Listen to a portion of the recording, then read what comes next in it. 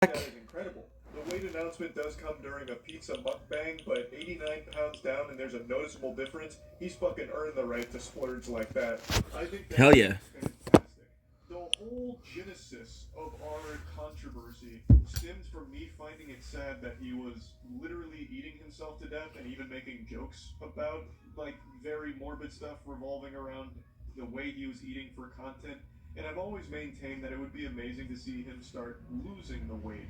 And now to see him actually start taking steps down that path, I think that's fantastic. And I have nothing but amazing things to say about that and a huge round of applause because there's a lot of hard work that goes into this. As much as I wanted to end this video on a positive note, things would take a sad twist. On the 28th of October 2023, Nick Okada would upload a video to his third channel titled, "I Quit My Weight Loss Journey, Time to Get Fat Again." And whilst clickbaiting videos isn't uncommon for him, the pinned comment would confirm that he had indeed regained all the weight he worked hard losing. It's devastating to see him gain back almost all of his weight, with a reply from Nick Okada himself stating, "Pinning for the peasants who think this is an old vid. 330 pounds this morning. I don't give a F anymore. Daily videos will return." Webblecop was at one point one of the most popular gaming creators on the platform, but after a series of horrible decisions and exposed videos, his empire would come crumbling down. His channel as a shell of what it once was. To fully capture just how little downfall Webblecop witnessed, we first need to go back into the past to fully garner just how successful his channel once was. Webblecop also Did I tell you to ring or no?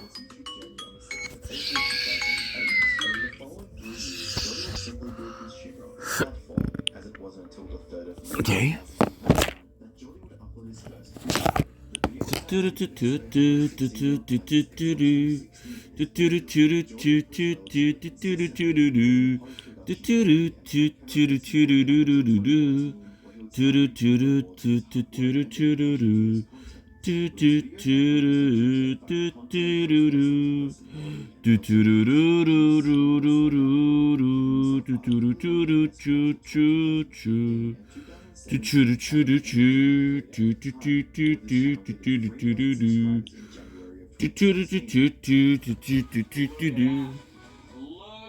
that!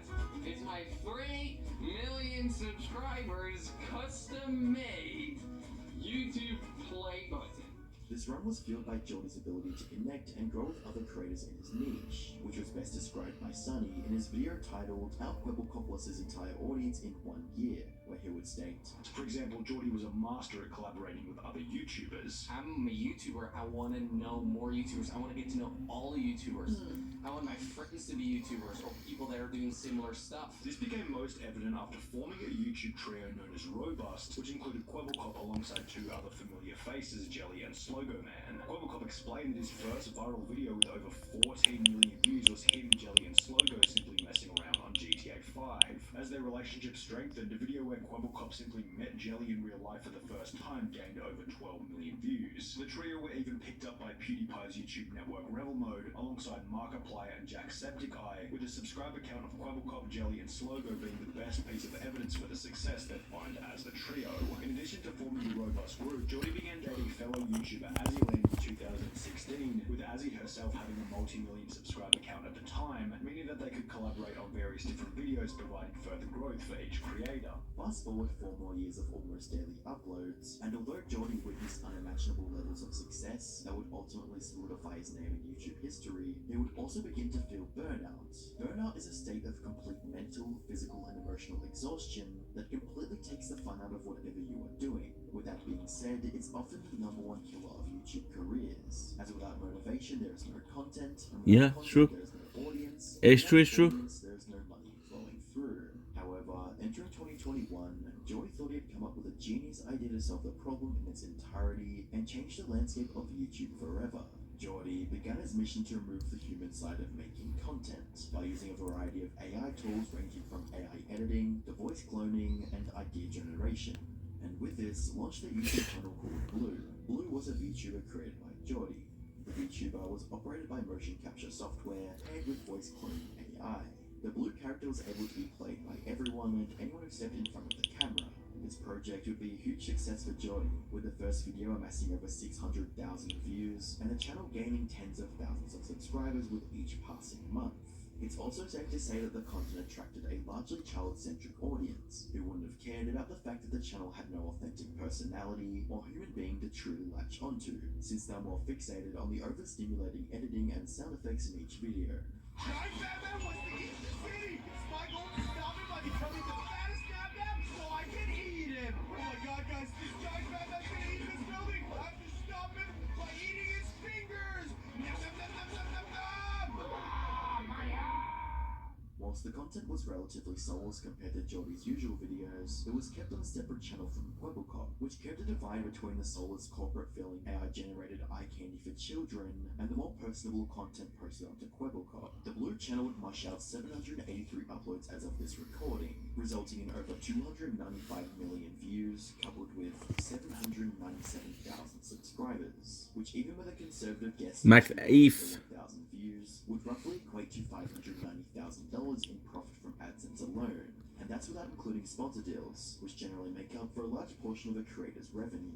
Speaking of sponsors, this video has no sponsor, so if you could subscribe, that would be greatly appreciated. Although I haven't won a handle. The dream of effortless AI-generated wealth would begin to get to his head, and in return, get in the way of his usual content. One of the biggest lessons I've learned in business is that pretty much everything you dream is possible. Cloning yourself, too easy. 4 years ago, I was in the middle of a burnout, made 3 videos per day and streamed 2 to 3 hours per day. I wished I could clone myself, so I did. What Kwebbelkop is referring to in this Twitter thread is a channel he launched 1 month after the drama with Tiger, which posts gaming videos and uses an AI character.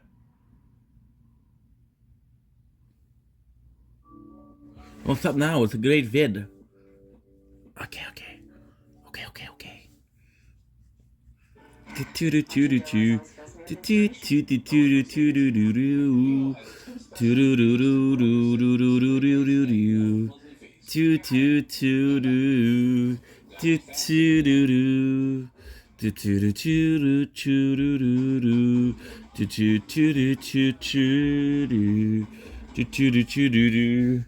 But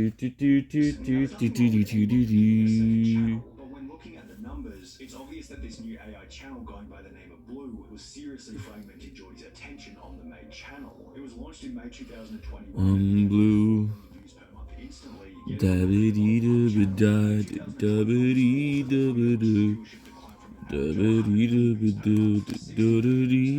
Kwebbelkop began to celebrate the strides his AI channel was doing, yet he also seemed completely oblivious to the massive decline that was happening on the channel. His average monthly viewership was down by 40 million on Kwebbelkop while he was celebrating 4 million views a month on Blue. It was the very definition of the man who chases 2 rabbits catches neither, and this decline on the main channel brought about further changes which would ultimately make things even worse. On the 19th of February 2022, Jordy would publish a video to the Kwebbelkop channel titled My quit. Most Important Video, where Jordy would state that he would be discontinuing the daily uploads and would be instead moving to post the best possible content for his viewers.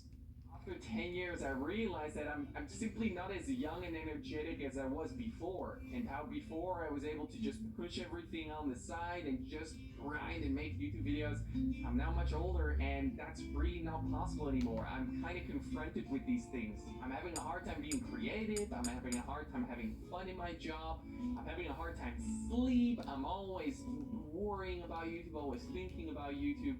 And that's why I'm making this video. I'm not enjoying it as much as I was before. Now, in the meantime, I've also started a few other businesses which I'm very passionate about. I started a video game company where we're making one of the best, one of the coolest games ever, and it's going to be insane, and I can't say anything about it because I signed a lot of contracts for it. I'm also running other YouTube channels and inspiring people to create this virtual YouTuber called Blue. And I even started a cryptocurrency NFT business where I create tools for creators to make their own NFTs, which is super flippin' awesome, and it's blowing up. I got this big office here in Amsterdam, and We're also playing I'm really living the dream, doing all these things at the same time. Royal Entry. Beautiful apartment. I have a lovely girlfriend. Life literally couldn't be better, but then there's this YouTube thing, it's just consuming me. I was making content just for the sake of being able to post every day. I don't want that. I want to make videos that I put my passion in. I want to make videos that I'm proud of. I want to make videos that I know you want to see. YouTube is still a massive part of me, and I never want to quit. I like genuinely never want to stop uploading content. As many of you can tell by the title, or perhaps other videos you've watched covering the topic, this is where the story of Quebecop really starts going downhill, as Sunny would expose the so-called better content in his documentary. The first 3 videos posted in the days that followed were him bragging about his $10,000 dog, then him bragging about Ooh. his custom orange G-Wagon, then him bragging about his $7.5 million penthouse apartment. Welcome to my $7.5 million penthouse tour. Let's see if this video can make 100,000 likes. It's just like, why would you post this, dude? Not only have you stated in the past that you apparently don't do YouTube for the money, I don't care about making an extra buck on YouTube. I don't care about the money. I really, genuinely do not do YouTube for the money. but do you really think the audience wants to open up the YouTube app and instantly see something that makes them feel inferior to you? Do you think new viewers on your channel want to open up the video section and see one video saying I quit followed by 3 videos talking about how rich you are? You think it's just a coincidence that David Dobrik got cancelled in the same month that he posted his brand new multi-million-dollar house to YouTube? When you invite envy into the life of others, you pay for it in ways which you will not expect. The 3 videos felt like nothing more than a validation-seeking exercise which came off as quite insecure. Sunny's video would ultimately go mega viral, with the video gaining over 11 million Whoa. views. It was impossible for Jordy not to see it, with Jordy eventually leaving a comment stating, "Gonna make a comeback now. See you guys in a few months. Thank you for the feedback. I 100% agree with the stuff you're saying here. Too many things at the same time. A little bit of bragging because of insecurities and lack of focus. Let's get back on the grind. Back to some coming." Based on the comment alone, it would seem like Jordy took the criticism on the chin and was ready to move on to Shit. and brighter future thanks to Sunny's critique. But the reign of warranted criticism on Jordy's actions wouldn't end here, as this is where we introduce Penguin Zero, aka Most Critical or Charlie, who would eventually play a massive role in Jordy's downfall. In the video titled The Downfall of a Massive YouTuber, Charlie would react to Sunny's Quebecop video, where 13 minutes in, he'd call out Jordy for being a shameless cash grab who doesn't care about the content or his audience. Some major foreshadowing for what would play out in the future. We need to remove the human element. Yes, it sounds crazy, but we need robots. We need computers. That's talking like a man who really cares about the content. If I'm to own 5 million channels, I realize the weakest link is the goddamn human. Organic is cringe. Machines are the way I do it. So I hired this entire team to build VTubers with AI scripts. To pump out as much shit as I possibly can across 1,000 channels. And you can start as many channels as you want because they all function under the same brand. It's like Spider-Man. Okay, there's so many different Spider-Mans. Why do you view that as a good thing? Why do you view this situation as a good thing? I mean, for you, I get it because it's a lot of money, owning all those channels and all the ad revenue. But as someone who keeps presenting himself as a guy who doesn't care about the money and does it for good content, how can you possibly sit here and try and convince your audience of Quebble Flops that this is a good thing? Just 1 million channels of completely soulless, generated scripts. This is so shameless. Holy shit. Huge risk if you invest a lot of money and if one person leaves, the entire business collapses. Like he's convincing his audience that people are the problem. The following month, Jordy would publish a video titled The Sad Truth About How I Lost My Entire Audience in 1 Year, where he extensively responded to the Good. videos created. Whilst this video would seem like a good response on the surface, the statement he made 7 minutes and 17 seconds in would age like milk. I mean, posting a video a day is insanity. It is crazy, especially doing multiple videos a day. And after the breakup, I thought, okay, you know what? Maybe I should live my life a little bit more. Maybe I should take more care of myself. I really felt burned out. I genuinely had a burnout. And after all, Dude, we're doing so fucking good. a little bit more and just have more fun. There you go. in life rather than sit We reached. on videos and Oh, like tier 13. That's huge. That is huge. I am a machine. I'm not. I'm human. Jordy's statement about not wanting to be a content machine would ultimately be contradicted by his own actions just months later. On the 21st of December 2022, Jordy would publish a Rank 13, baby. I made AI where it runs its own podcast where it talks about AI. Everything is AI generated from scripts to the video. I don't plan to actually release it to the public, just testing to see what's possible. We're extremely close to AI influencers taking over. This is game changing. Whilst Jordy's Blue channel was partially run by AI voice training models and motion capture software, it at least still had some level of human input, such as the actor who played the character and the editing of the video. Now I don't know what to do here. What to do now was completely remove the human side of the creation. This line of thinking would set the tone for Jordy's mindset entering 2023. Yes, I remember. He published a tweet announcing his future plans, with the tweet reading, Robocop AI, coming soon. Just a week later, Jordy would post yet another tweet about AI, this time showing some unlabeled metrics for a video he claimed was AI generated. If you still don't believe AI generated content is the future, think again. It's safe to say that Jordy was feeling confident with AI being the future of content creation. As later that day, he would also announce his retirement as a YouTuber. In a tweet quoting, after 11 years on the Kinda platform, fucked. I'm ready to retire as a YouTuber. I've successfully cloned myself and let AI run my YouTube channel. This is a very open and public experiment, and I'll be the first creator to do this, as far as I know. I'm confident that our algorithms will be able to pull millions of views a month and entertain tons of people. This all started when I experienced burnout while making daily content. I'm a firm believer that this is the future, and to many will follow. The project will be ever evolving. It's similar to how video games have seasons and constantly improve and patch the game. You can expect cloning, videos, views, and more to get better over time. Launch in Q3 2023. Shout out to the entire team. Whoa. It's possible. 5 years in the making. The tweet would gain more attention compared to his usual tweets, since cloning yourself and having a channel fully run by AI seems rather outlandish and controversial, with replies stating, "Am I the only one that reads this and thinks my personality is equal to I know, I understand. Here's the vibe I get. Some YouTubers are basically giving up on the idea of having a personality in the pursuit of money. And good job killing your channel. Your content is so shit it can be recreated with AI. It's funny, the sword in itself is 130. In each of Jordy's posts showing data about AI-generated videos, he conveniently left out just how much was AI-generated and just how much human involvement there was throughout the content creation process. While it's clear that Jordy was good because of the advancements he was making with AI, his idea of transforming YouTube into a realm of automated content directly contradicts the view in YouTube. The idea that the same viewers who subscribe to him for his personality and content he himself created would simply consume whatever slot was provided to them by the AI completely alienated the few loyal viewers that he had remained. Good.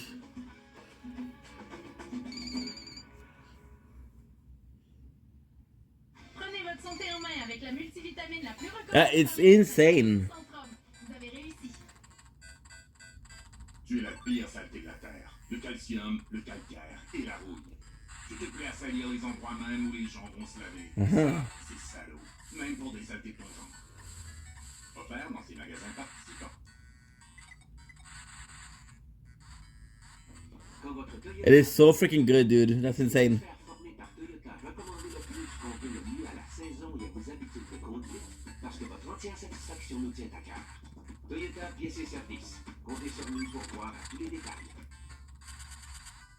The following month, on the 25th of July, Jordy will do a face reveal for the Robocop AI, along with a launch date in August. The announcement would be revealed to be true, as on the 1st of August 2023, Robocop AI would make its debut, with a video titled Minecraft But You Only Get One Block.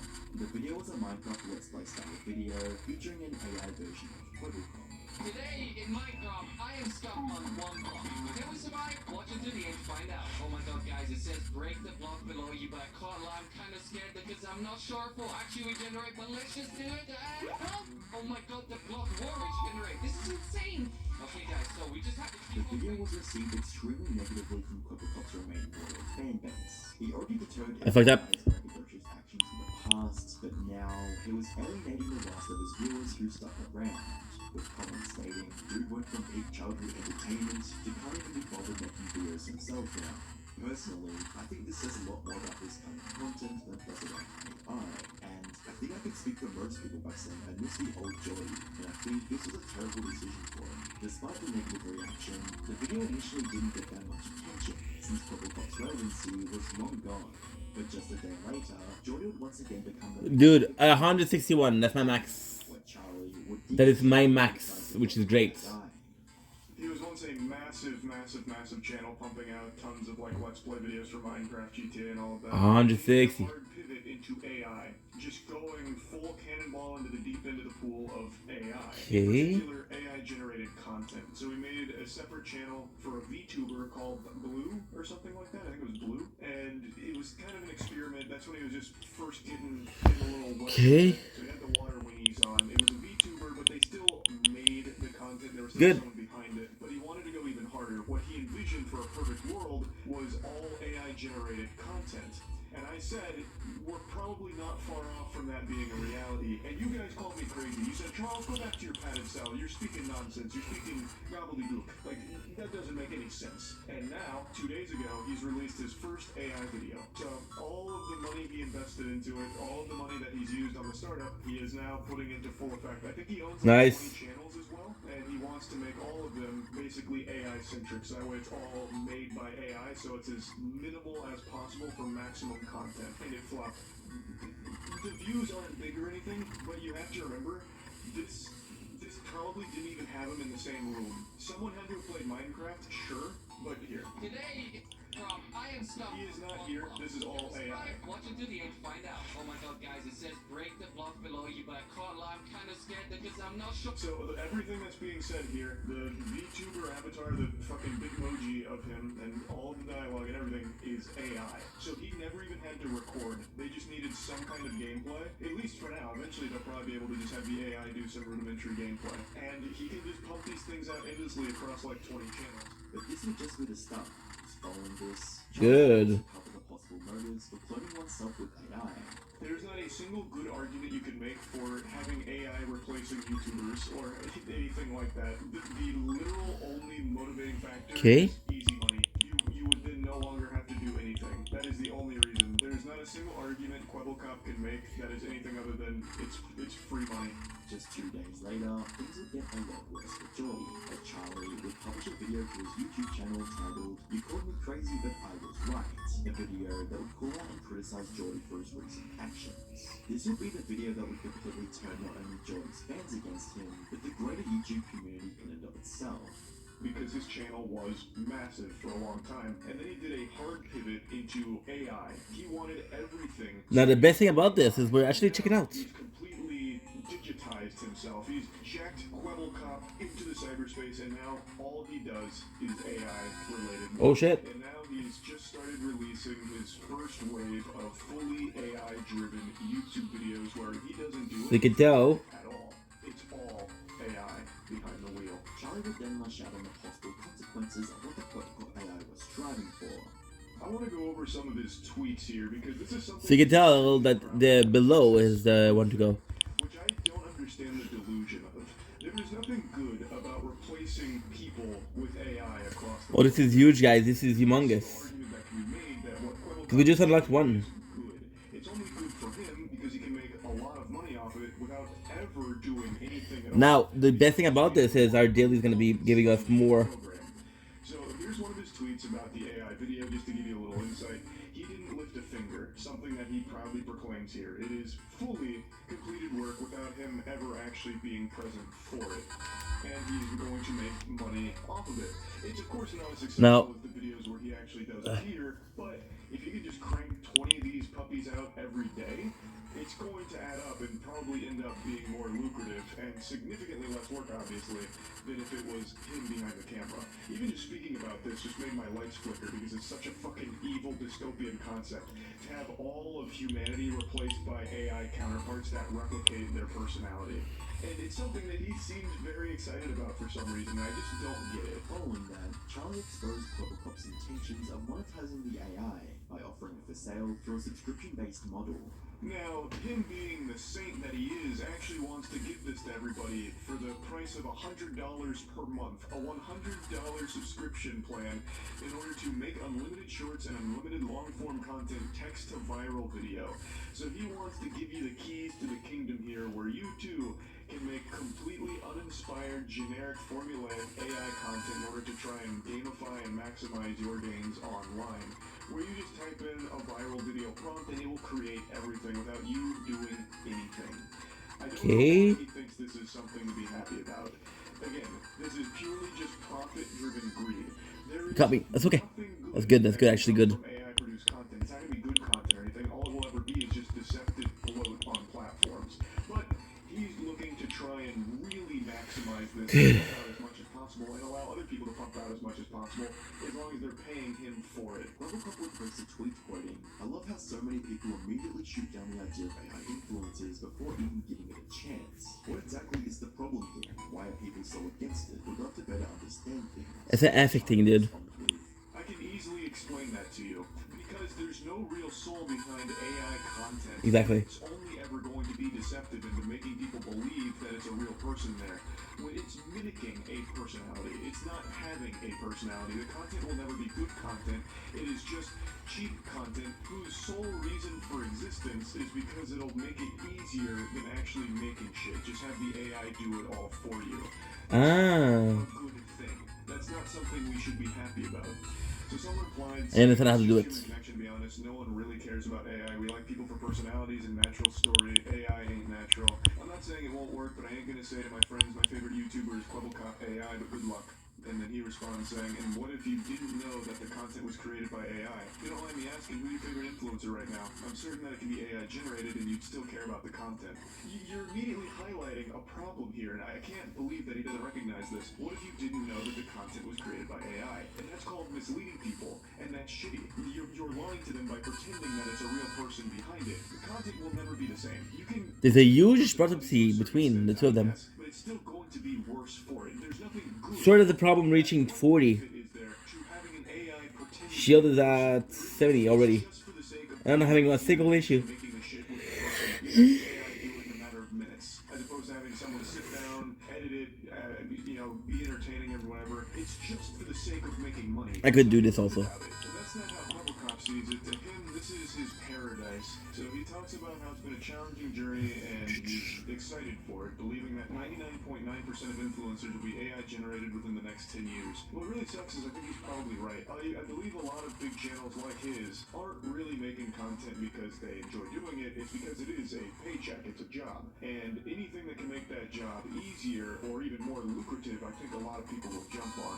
And Quebblecop's making a use case right now where even if like the views are Holy low, shit. the fact that he doesn't have to lift a finger to make the content and can make a ton of it is probably worth it to a lot of other channels as well because they'll still be making money off it while doing none of the work at all. Charlie's video would go on to gain almost 3 million views, which would put the spotlight back onto Quebblecop for the first time in a while, but all for the wrong reasons. And from this point onwards, Jordy's Quebblecop channel would be bombarded with criticism in the comments, and each video uploaded would be flooded with dislikes. But how did Jordy respond to this? How could he come back from one of the most influential creators on the platform, completely destroying him in front of the eyes of millions?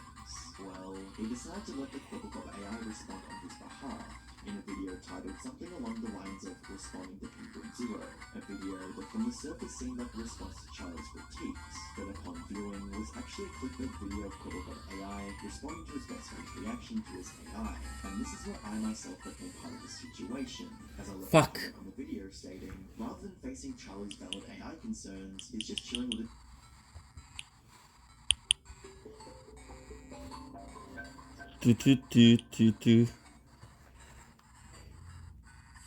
Avoue que c'est quand même fou de pouvoir rentrer dans un magasin, de donner un bout de plastique à quelqu'un. So today my max. Accepte de te donner des races. Holy shit. Play ball. On est déjà au top, la gang. Max red armor. Completely useless for his shield. A lot of good stuff. Stone, diamond. I could do inner landmine damage. Where's the real debate? But I think I want to do the size. I think I want to do the size. 2 days later, Quebblecop Max size. Holy. That's huge. titled Penguin Zero reacts to Quebblecop AI. Hey guys, That is huge. AI here. In the last video, I reacted to Sluggo reacting to me, and in the intro, I also mentioned that I'll be reacting to penguins. Now, sadly, I forgot to do that, and I didn't think too much of it until I read this comment. Rather than facing Charlie's valid AI concerns, he's just chilling with his buddy's basic responses to his work. Nice. Where's the real debate? You want a debate? I will give you a debate. So let's react to penguins. Eventually down the line, Already. you wouldn't be able to tell if the content was a real person, organic flush and cringe, or machine behind the content. I mean, I tend to cringe sometimes, so does that make me human? Am I finally a human? No! Later in the video, Quebblecop AI would respond to the critique that Jordy is sitting back while letting the AI do all of the work. A valid criticism considering how Jordy promoted the AI as completely creating the video. I think it's funny that you said that he does nothing at all, which may be true now, but you're forgetting that I learned from his content that he has posted for the last 10 years.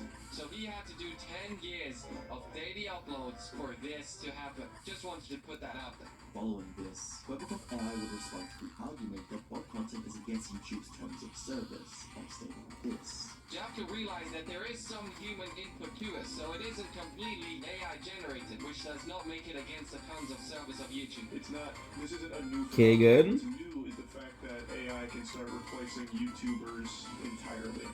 Penguins, if you ever get Whoa. YouTube, hit me up. I can help you become an AI. Come join us. Next, Clevercop's AI would respond to the accusation that all he's thinking about whilst doing this is money.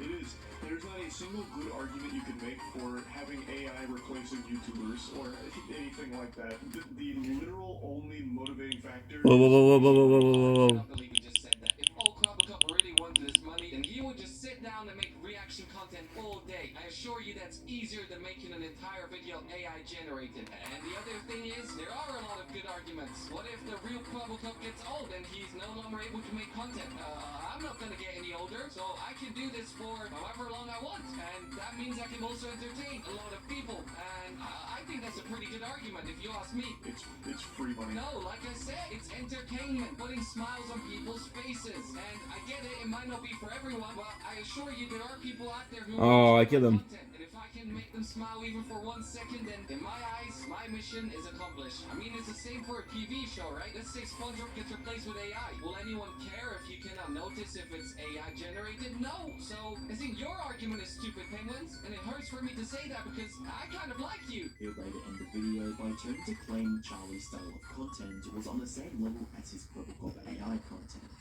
Good.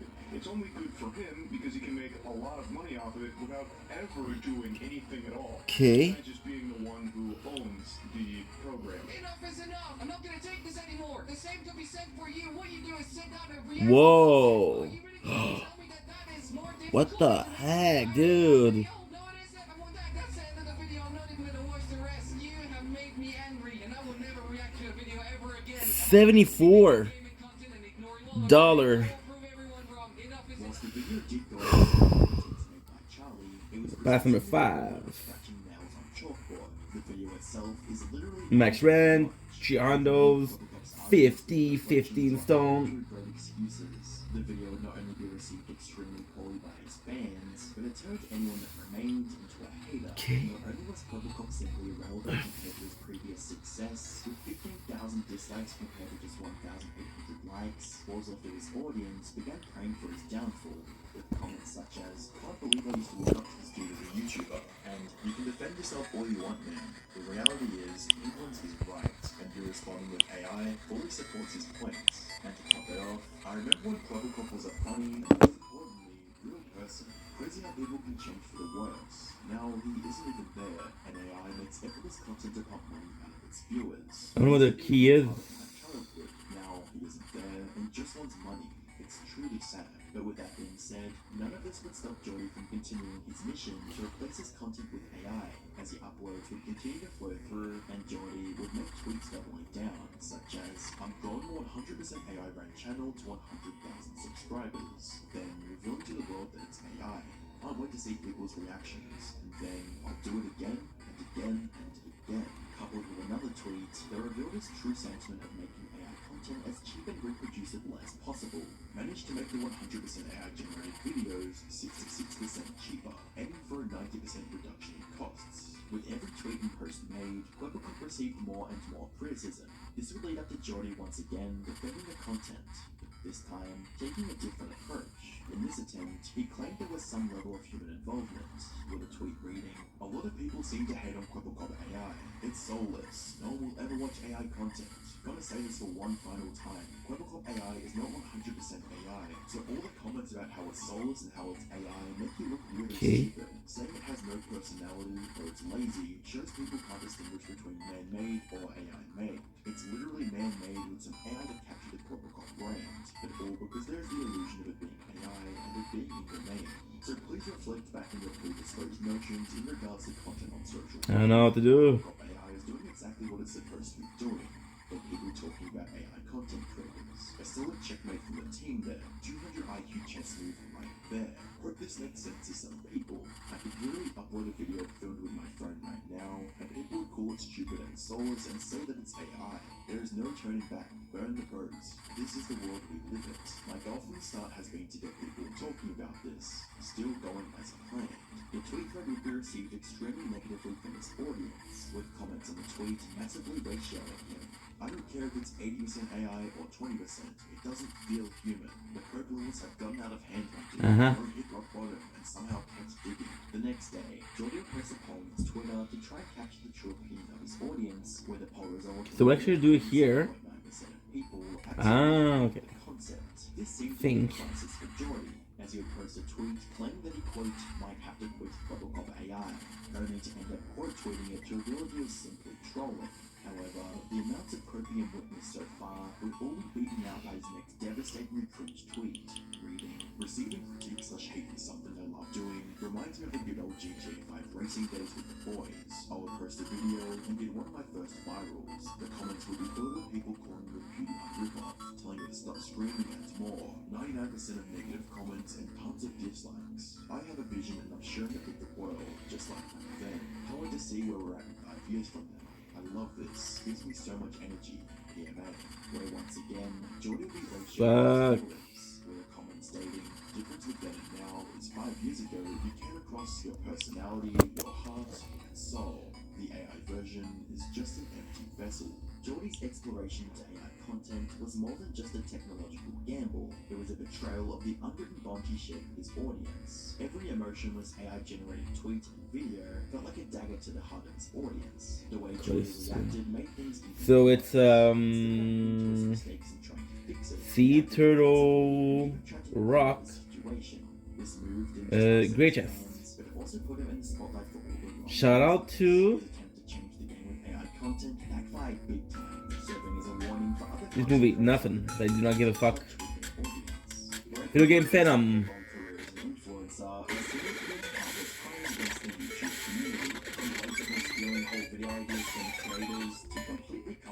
Ah, I did a check out before.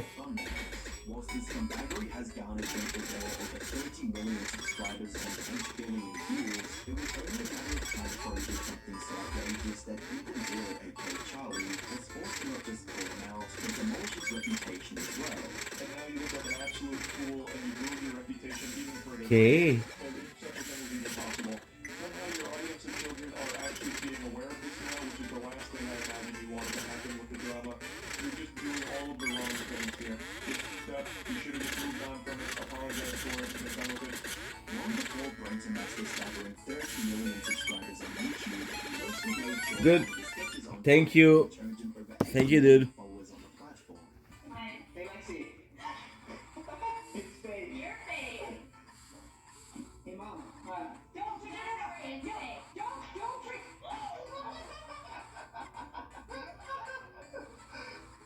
Brent.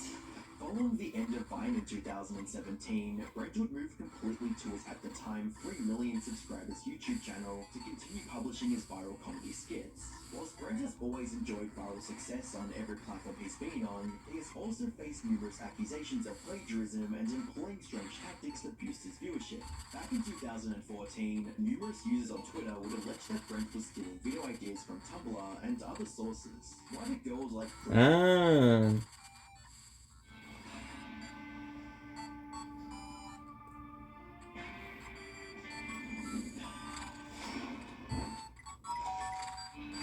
Toutes tes fringales livrées à ta porte avec Skip. Biscuit croquant. Pourquoi pas les deux? Discover the difference at Hudson Headwaters. From nursing Fuck to yeah. administrative roles, there's a position for you. See why Albany Business Review named us best place to work. Apply today at hhhn.org/careers. HHHN.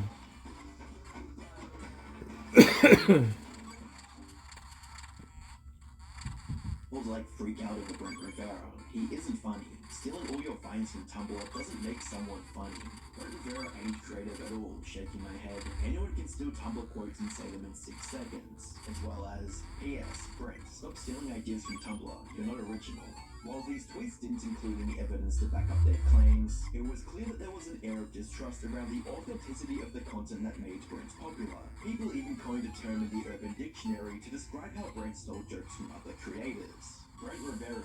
It's when you steal a joke from Tumblr or Twitter and use it as your own. The origin of the word comes from well-known Good. Brent Rivera because his recognition of stealing Tumblr posts and Twitter posts.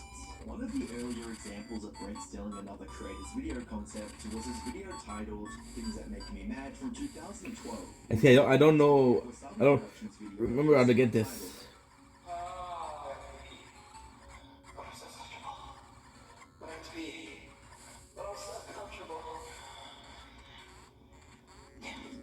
I get in bed and I decide that I have to pee. Crap, I have to pee. These elements of plagiarism would only become more striking in later years, as Brent made the shift away from comedy sketches to challenge content, from copying trendy thumbnails to taking whole video ideas from other creators. Brent was more than willing to undermine other community members for selfish gains, something that he was called out for numerous times. Brent Rivera, you are most likely to copy my thumbnails. One of the biggest awards of the night. Congratulations on that. Brent wouldn't stop at just using other creators to get ahead, as he frequently humiliated his That's a creators freaking music box. sister for views. It didn't matter what he had to do or who he had to steal from. Brent would stop at nothing to grow his reach and revenue on YouTube. However, Brent's underhanded approach to content creation was about to cause him more harm than good. On the 7th of February 2023, a creator named Tyler Oliveira posted a video titled Brent Rivera Called the Cops on Me. And as the title suggests, the interaction between the two wasn't exactly... Give a flame, nice. That's Brent Rivera calling security and then the cops on me after I asked him this. Do you fake your videos? It all started when I was staying at the Shining Hotel, came out of my room, and randomly found these two girls in the hallway. Throughout the video, Tyler showcased a number of heated interactions between him and Brent, with the first being caused by a simple question. Aware that I was in the middle of a fake YouTube prank, I wanted to see if Brent would admit it, because we all know his videos are fake and he steals everyone's ideas. I have a question for you. You just hire these people? And unsurprisingly, they made a cameo in Brent's newest video. It's almost like they know each other. Yeah, question. Do you fake your videos? No. Do you make your videos? No. Have fun, guys. What's going on here? Clearly, Brent didn't find my question amusing, so I walked back to my hotel room and prepared to go on my tour of the hotel. Things would only get worse in their second confrontation. Ooh. Get that louder. Hey, we're filming our thing. You film yours. Yeah. Let's not be. Okay, that's reasonable. It's just like, okay. Well, he has to sit on the iPhone. I don't appreciate the disrespect. What disrespect? I literally walked out of my hotel room and nearly had a heart attack. Why did you walk up to us, like, enter our space? I paid $400 a night for the hotel. What do you mean? We were normal guests. Whoa. Okay. Normal guest. You think you're elevated beyond an average human being? You must tend to be back. Wait, who are you?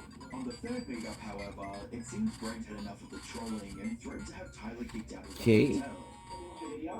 Oh, we're not gonna be able to finish it. What do you mean? I'm sorry, we're not gonna get you guys. We're gonna kick you out. What do you mean? We paid $375, right? I'm sorry. I'm not as rich as you, bro. This is the third time we're asking us. Oh shit. Whoa. You recorded me. I'm recording because you guys are coming up to. Oh, okay. You'll take everything. Well, we walked in, we're on the same floor. Well, he's coming out, so I mean, you guys can't. If you're looking at the menu, then you. What do you mean? Who's that guy? I have no clue. It's not personal, so he said you were recording. I opened the door, then you opened it. A threat that Brent would later go through with, as hotel security would come to escort Tyler off the premises. He came to us and said this. Nasty extra stuff, for sure. Transport documents? No. That's the speedies on the way, so you haven't done it yet, for sure. Unfortunate. After packing up our stuff, security ushered us out. And then we met the police downstairs and they said this. Yeah, I appreciate both of you have been very cooperative and compliant with us, and I appreciate you being reasonable about it. For sure. My apologies. Sorry. Alright, thank you. Well, Brent Rivera, my #1 enemy right now, he's like pop off. From Brent's perspective, he'd won the confrontation by having Tyler kicked out, but little did he know that this battle was far from over. In the coming days, Tyler's video would rack up over 2 million views, and to reignite the previous hate the YouTube community had for Brent, with comments reading, "This video just proves that not all people are nice behind the camera. Brent should be ashamed." The fact that Brent had to get law enforcement it's brilliant. into his room and turning around seeing them recording him is so sad. Brent is so two-faced, as well as love how Brent is really confident because his subscriber count. But the moment that dude gets in a fight with anyone, it's pretty much over. The drama would escalate so far that some of the largest commentary channels on the platform were taking turns at roasting him for his childish antics. By the 11th of February 2024, Charlie would catch wind of the controversy and mercilessly break down Brent's appalling behavior. So to break down the situation briefly, 2 YouTubers were staying at the same haunted hotel that they were using for content, but then it leads to a bit of confrontation, and then eventually just a truly sour relationship between them. And there's a lot of big YouTubers involved here, and it all leads to this giant fucking black hole of main character syndrome, so they all get aggressive, and they all start filming each other, so they're saying all their aggressive shit towards their camera about one another. It's a big mess, it's very goofy. Charlie would then go on to dismantle Brent's facade of authentic content by pointing out that even the children who watch his content know it's fake, a fact that he would never admit. This isn't important by any means, but it's always so weird to me why someone like Brent will claim they don't fake their videos. Like, even children don't care, man. You can just be honest. You don't have to lie. Like, he hired these 2 women to pretend to be like the little girls from The Shining, and he tries to play it off as like legitimate, I guess, for some reason, which makes no fucking sense at all. This is just a nitpick. It doesn't compute with me. Like, why even bother lying about that? And no one's being fooled. Not even like an actual glue-eating 4-year-old. Like, there's no shot. You can just be honest. Brent's tendency to put on when he feels threatened was something Charlie would pick up and rightfully call him out on. But the way Brent handles it is atrocious. He starts like shaming him for using an iPhone, shaming their equipment. At one point, someone on his team belittles his subscriber number. Like, he couldn't have looked worse in this situation. Charlie also noted how desperate Brent was to show off his wealth. I don't know how people haven't realized that insulting someone's subscriber number, financial well-being, and all of that is just an instant L. Like, somehow, people will still say some shit like that guy who said, "Have fun with your 100 subscribers, bud," with their whole chest. Like, they'll just let that shit rip, not knowing or being oblivious to how awful that makes you look. You lose the second you go there. You look like an insufferable douchebag asshole, like just a fucking pure colonoscopy bag of a person. Like, it's outrageous that people still do it. Like, shaming him for using an iPhone, insulting his mics, which they also bring up, is everything. It's so weird.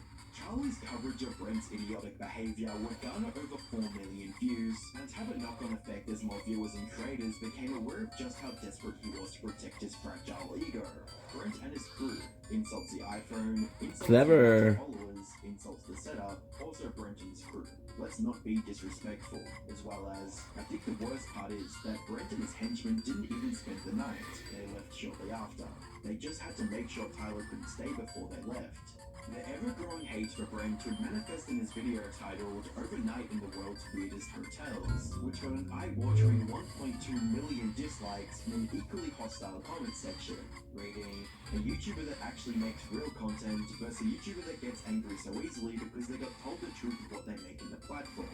Imagine getting caught in 4K by an iPhone."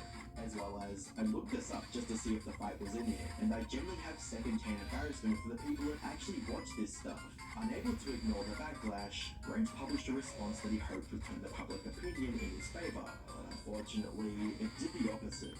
If you've recently saw a viral video of two YouTubers are arguing in a hotel hallway? Well, one of those YouTubers was me. Things quickly get taken out of context, so here's the full picture. Also, this isn't me defending the things that I said, but more so giving you guys my perspective of what happened that night. So right when I was about to pull a prank on my friends in a hotel, this guy came up to me yelling and accused me of faking the prank. And I'm not saying all my pranks are real, but this one was. We were just minding our own business, filming a video, so this was really frustrating.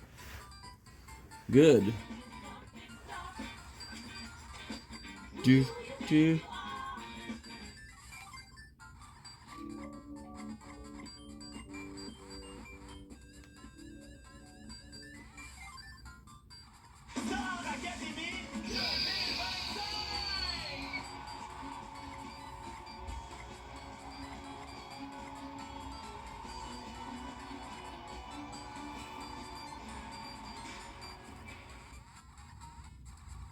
Given the time, energy, and money we put into these videos to make great content for you guys. And as the night went on, he continued to approach us with his camera, saying awful things about me, my friends, and my sister to try and get a rise out of me for his video. At a certain point, it bubbled up so much that I did what he wanted. I stooped down to his level, and I said something that I should not have said.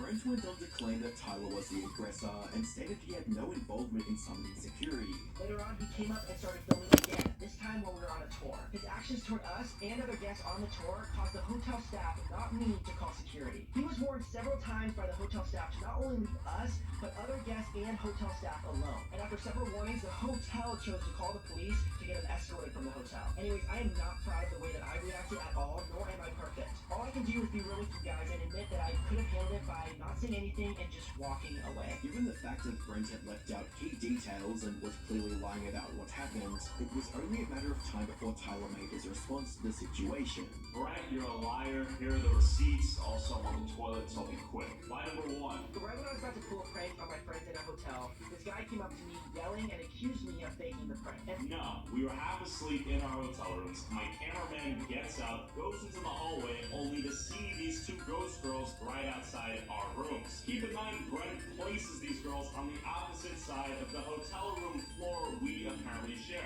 We easily could have avoided each other if you did not place your prank right outside our two hotel rooms on the opposite side of the hotel floor we both were staying on. Tyler continues by debunking Brent's misleading claims about being accused of making fake videos. 2. This guy came up to me yelling and accused me of faking the prank. And No one yelled at you or accused you of anything. I simply walked up to you, asked you if you knew the two girls who were at the end of the hallway. You denied knowing them completely. I walked up to them, asked them if they knew you. They were like, okay. Anyways, so I walked up to you, and then you said, do you fake your videos? Yeah. You fake your videos? No.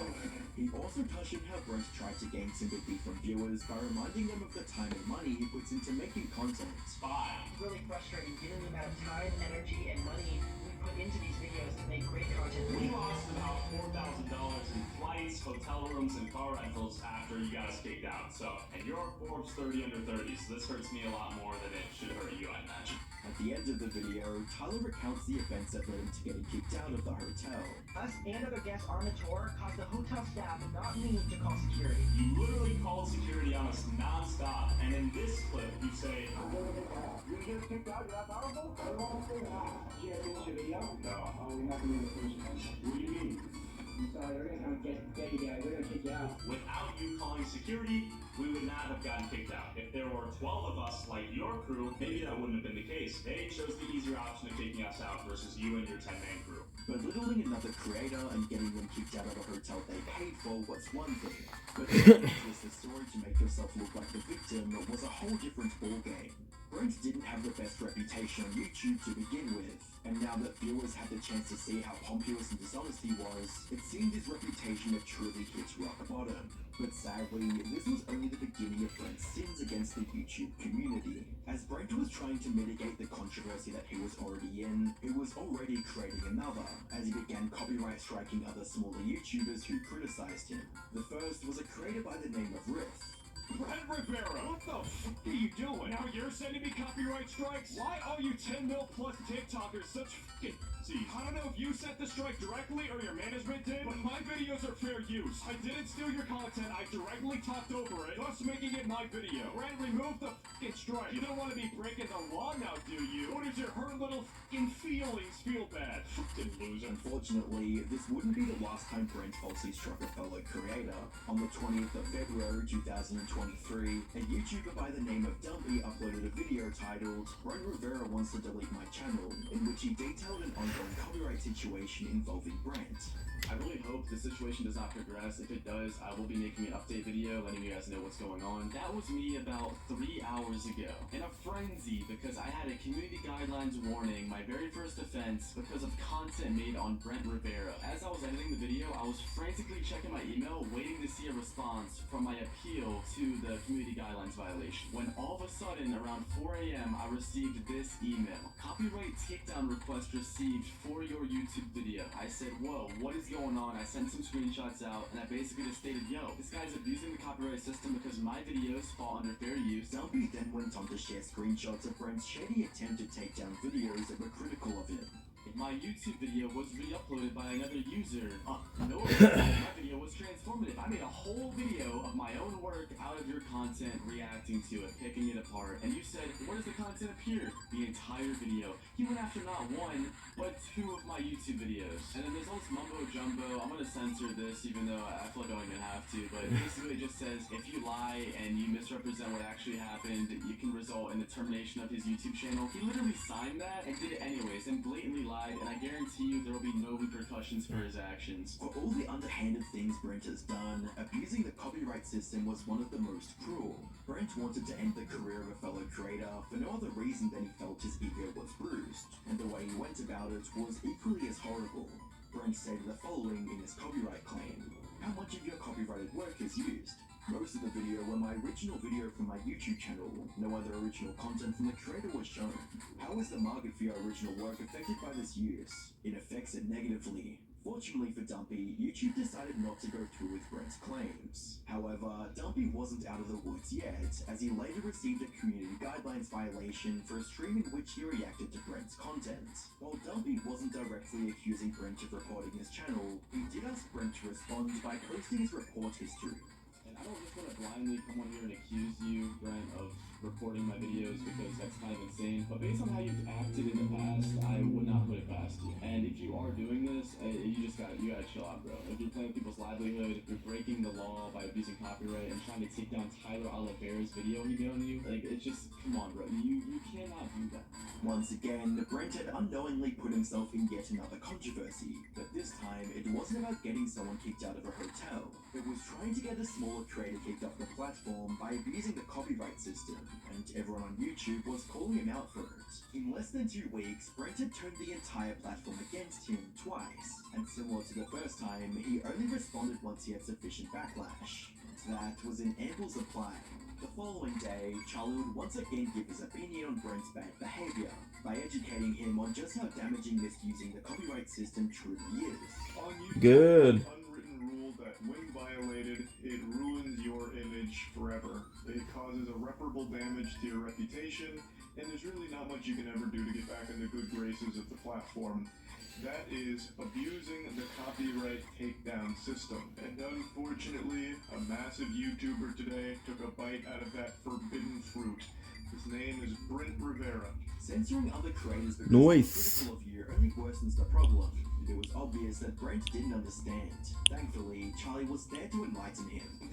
So, let me walk you through how this thing usually goes.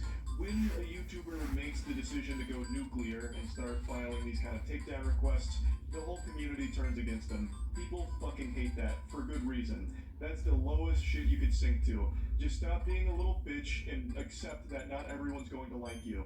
And when you do some dumb, embarrassing shit because your ego bubbles over and you embarrass yourself, people are gonna make fun of you for it. That's a circle of life. That's the way God made this world. And in the cyberspace as well. You know, I bet even, the Lord was on an alt account kind of laughing about what you did here, because you looked real stupid during it. Point I'm making is, you just move on from it. You don't do this. When you do copyright abuse shenanigans, it is always like sticking your head into a beehive. You are the only one who gets hurt, but you were just too focused on the potential sweetness in that hive. Delving deeper, Charlie highlighted how poorly Britney filled out the takedown request and remarked on how bare bones the context was that he provided. And how is the market for your original work affected by this use? It affects it negatively. That right there is the biggest tip-off for me that flips on the light bulb in my head that tells me Brett Rivera likely filed this, because no self-respecting third-party company that does this professionally on behalf of creators would ever answer that question like that. It's a very concise answer, but it also doesn't even answer the question. The question is, how is the market for your original work affected? And his response was, it affects it negatively. That's like how a child would answer it. I know Brett Rivera makes videos for children, but it seems like he also has the brain of one too. He's stuck in like 3rd grade. You're supposed to explain your reasoning, so it affects it negatively, but how? Why? Like, what exactly is this doing to encroach on you and your original content? How is it stealing from you or ruining your content? And he just gives like fucking 5 words here. Continuing down that route wasn't doing Brent any favors. If you hoped for any chance of Chocolaté, beurre d'arachidé. Oh, du nougat. Ah. Ok, c'est un party. Arrêtez de fumer avec lui, Kino. Ouais, c'est ça. Commencez plutôt à arrêter avec Try. Voilà à quoi ressemble le premier régime du pays en matière d'avantages sociaux. End of redemption, his best bet would be to stop his course of action altogether. Somehow your audience of children are actually being aware of this now, which is the last thing I imagine you wanted to happen with the drama. You're just doing all of the wrong things here. You fucked up, you should have just moved on from it, apologized for it, and been done with it. You made a terrible response to this whole thing, trying to give context to it, where even in that you make yourself look stupid. Like, you played this terribly, you played yourself and you looked dumb. Luckily, Dumpy's channel I don't think is going to get deleted or get in any hot water from this situation, so that's good, but it is really frustrating to see yet another big creator like Brett Rivera try and bully people around by abusing the copyright systems on the platform that have been broken for a long time. That's always going to be a big fuck you from me. By the 22nd of February 2023, Dumpy released a video titled He Messaged Me, which served as both an update on the situation and as a call out for Brent for his lies in the DMs. He sent me the same exact message on Twitter and Instagram, but let me show you the Twitter version of it. Hey man, I saw your video and I let my YouTube rep know to retract all the copyright requests. I also let my team know not to copyright your vids moving forward. As of today, as of February 21st, I still have the copyright claim on my video. Basically what all this means is that Brent doesn't get the money, I don't get the money even though I made a fair use video. Brent falsely claimed the video. This is also the same video that he tried to get taken down, but YouTube saved me. Despite how positive and friendly he sounded, Brent had done nothing to retract his copyright claims or harassment reports he made on YouTube. To make matters worse, Brent would try to manipulate the narrative again by leaving a super thanks in the comments that read $400. In the meantime, while the copyright request is being retracted, it's something to hell. Again, sorry about that, bro. To which Dumpy replied with, I don't accept your apology. These takedowns were given to me 48 hours ago, and you've done this to 2 other creators that I know of. I hope you understand the severity of what you've done and how My father. you lied to YouTube My for father. to attempt having my livelihood taken away from me. On the 23rd of February 2023, Charlie would upload a video titled This Drama Had a Happy Ending, where during the video, Charlie pointed out Brent's blatant dishonesty when addressing the situation and made it clear that no one bought into his shallow attempt at reconciliation.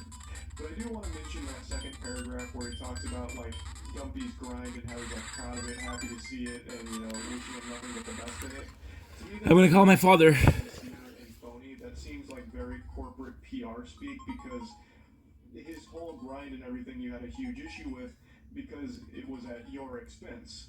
So why are you gonna pretend like you actually really appreciate it and admire it? Like, just be honest. Like, it just doesn't seem honest. Salut, pas ça va? Oui, toi? Oui, qu'est-ce que c'est bon? Qu'est-ce que je fais? Ben, on va se bientôt, là. Mets-moi sur haut-parleur, s'il te plaît. Je le suis. Salut, Nat, ça va bien? Non, c'est pas exactement, ça va bien. Good, parce que je voulais te texter, mais je sais pas dans quelle heure t'es rentré aujourd'hui. Non, t'allais rentrer cette nuit à 1h30 à peu près. Oh, pas là. Bon, mais au moins, regarde, à moi, t'es à la maison safe, là. C'est toujours mieux d'être à la maison. Je viens de voir ton message en passant. Oui. Puis ouais, j'ai pas gagné ça hier. C'est sûr que ça serait le fun. Ah oui, ben c'est quand même payant quand même. C'est très payant. Puis en plus, il y a des grosses chances que, ben, regarde, avant peut-être, là, mais je sais pas maintenant, là, mais il y a des grosses chances qu'on travaillerait ensemble. Bon, je pense pas pour travailler. Ah non? Parce que moi, tu sais que moi, je vais être à la Région. À la Légion, excuse-moi. Ouais, mais que ce soit de n'importe où. Je l'ai fait pour avoir l'expérience de le faire, là. Ah, pour. Ok. Mais pas de ça. Ma... Je laisse la place à ceux qui en ont vraiment besoin. Good. Mais regarde, moi, j'en ai vraiment besoin. C'est sûr que ça ferait bien. Puis en plus, ça va CV, ça regarde toujours très bien. Oui. Ah oui. En passant, là. Oui. Dans un CV, c'est incroyable. Pourquoi? Parce que tu te dis, bon, me garde une fois aux 4 ans. Fait que même s'ils disent, ouais, tu as travaillé 4 jours, de quoi tu parles? Tu dis, ouais, j'ai travaillé toutes les occasions que je pouvais, j'ai travaillé. Ah oui. J'ai. Ça se passe bien dans un CV, c'est sûr. Yes. J'ai été à la banque aujourd'hui. Ben, aujourd'hui, on est samedi. Oui, j'étais à la banque.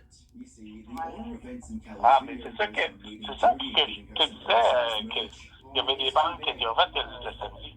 Oui, mais TD c'est ouvert. Qu'est-ce qu'ils t'ont dit finalement?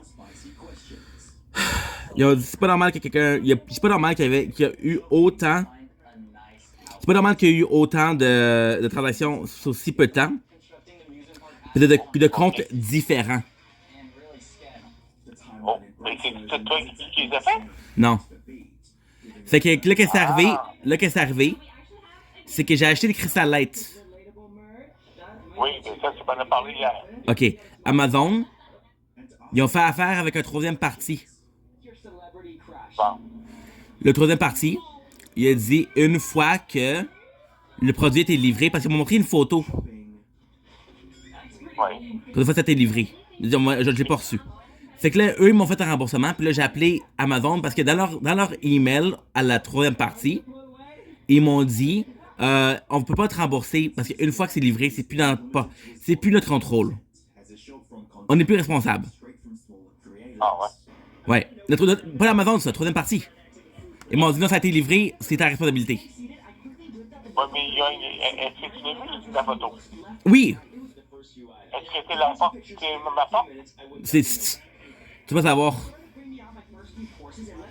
Si t'as coûté la bonne. C'est la bonne porte? Ah. Mais je l'ai pas vu. Elle coûte la bonne fontaine, papa. Ils l'ont mis à côté de la bonne fontaine? J'avais rien des photos.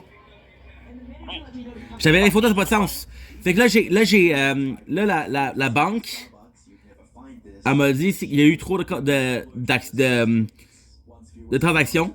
Là, j'ai vu. Là, finalement, qu'est-ce qui est arrivé, c'est que la troisième partie, je sais pas pourquoi, ils m'ont remboursé. J'ai dit à Amazon, sans le savoir, que la troisième partie ne voulait pas me rembourser. Fait qu'Amazon aussi m'ont remboursé. Oh. Amazon aussi m'a remboursé. Moi, je leur ai dit. Fait que qu'est-ce qui est arrivé, c'est que entre le temps que la troisième partie me rembourse et qu'Amazon me rembourse, ben moi, j'ai déjà demandé à Amazon de me rembourser. OK. Fait que là, Amazon, quand ils ont vu que toute une partie m'a remboursé, ils ont cancellé leur remboursement. Oh. Fait que tu vois, juste en quelques heures, en quelques minutes, il y a eu 5 transactions pour la même affaire, là. Fait qu'eux, ils ont pensé que c'était du blanchiment. Oh. Mais en même temps, du blanchiment pour combien? C'est du blanchiment pour 71 piastres. Ouais, ça commence à faire pas mal. Oui, mais parce que là, Amazon, ils vendent les 60 sachets. À l'épicerie, c'est juste... je sais pas plus si c'est à l'épicerie si c'est 10 ou 20. Tu compares les prix aussi? Ben, c'est ce que je lui ai dit la dernière fois que je l'ai vu. Pas parce que t'en achètes 60, ça veut dire qu'à l'unité, il vient de moins cher. Parce qu'Amazon... J'achète 60, c'est 21 $. 60 pour... Attends. Parce que c'est vrai, ça, j'ai pas comparé. Donne-moi une seconde. Max's main channel, Mama Max, was created on the 26th of May 2016, with his first upload coming just 2 days later. However, Ok, je l'ai. Max already had a dedicated Hey, fan base le fait je l'ai acheté 15 fois. existed, with comments reading, "We have missed you, Tu Mama. l'as acheté 15 fois. Je te jure. The love and admiration Ok, c'est vrai que c'est cher. C'est 45$ pour 60. which was meant to comfort viewers going through similar negative emotions. Ça veut dire au moins 75 cents. Et voilà. Parce que si ça serait 50 cents, ça ferait 30 piastres. Fait que tu fais 30 divisé par 2, ça te donne 15. Tu rajoutes, ça fait 45, puis t'as 60 piastres, ouais. Fait que c'est entre 70 et 75 cents le sachet. Ouais, c'est ce que je te disais. Ouais. Fait que c'est pour ça. Fait que là, ils pensaient ils m'ont vraiment demandé si je faisais le blanchiment d'argent. J'ai dit, ben regarde, je sais pas comment faire. Puis de 1 puis de 2, il y a clairement pas eu d'autres. Il y a clairement pas eu d'autres infractions, là. Et là, c'est ça. Faudrait que tu ailles voir chez Maxi ou. Ouais. De toute façon, je pense que c'est peut-être. Ben, tu checkes le prix. Oui, mais le meilleur qu'ils vendent, là, le meilleur qu'ils vendent, là, c'est ils vendent des espèces de sachets pour gallons. Ça, c'est bon prix, ça. Ils font comme des espèces de pichets. Des pichets, ouais. Mais ça, ils vendaient ça maintenant ou ils vendent ça chez Maxi? Non, chez Maxi. Ah, Maxi, paraît que ça se passe. Ouais, mais c'est bon. Oui. C'est sûr, parce que même à ça, même le transport. Là, c'est chanceux, je ne paye pas le transport, mais si j'avais payé le transport, ce serait plus cher, là. Ah oui. Le seul problème avec les pichets, c'est qu'il faut que tu le fasses. Parce que si tu ouvres le sachet, la poudre va prendre l'humidité un peu, là. Mais ça, c'est pas bon d'en boire trop pour la santé, hein. Ouais. D'accord. Shit. Tu en bois une fois de temps en temps, mais pas non-stop. Parce qu'il y a des affaires chimiques là-dedans. Parce que je m'en servais un peu contre. T'as raison, c'est sucré pas mal, mais je m'en servais un peu contre. Comment je pourrais dire ça? Tu sais, comme une page de nicotine? C'est sûr qu'il faut que tu te désintoxes des breuvages. Des canettes énergisantes, exact. Ça va faire quasiment un mois que je n'ai pas bu, là. Je sais pas quand je vais célébrer. Non, c'est plus qu'un mois, sec. Mais c'est ça un peu, là. C'est du sucre, puis quand t'as pas le sucre, t'es comme, oh shit. Pour pas que tu remplaces une addiction par un autre. C'est vrai.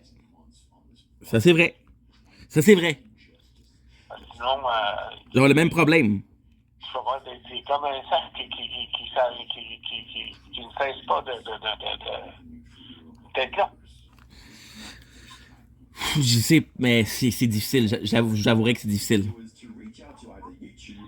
Je suis d'accord avec ce que tu dis, c'est difficile. C'est.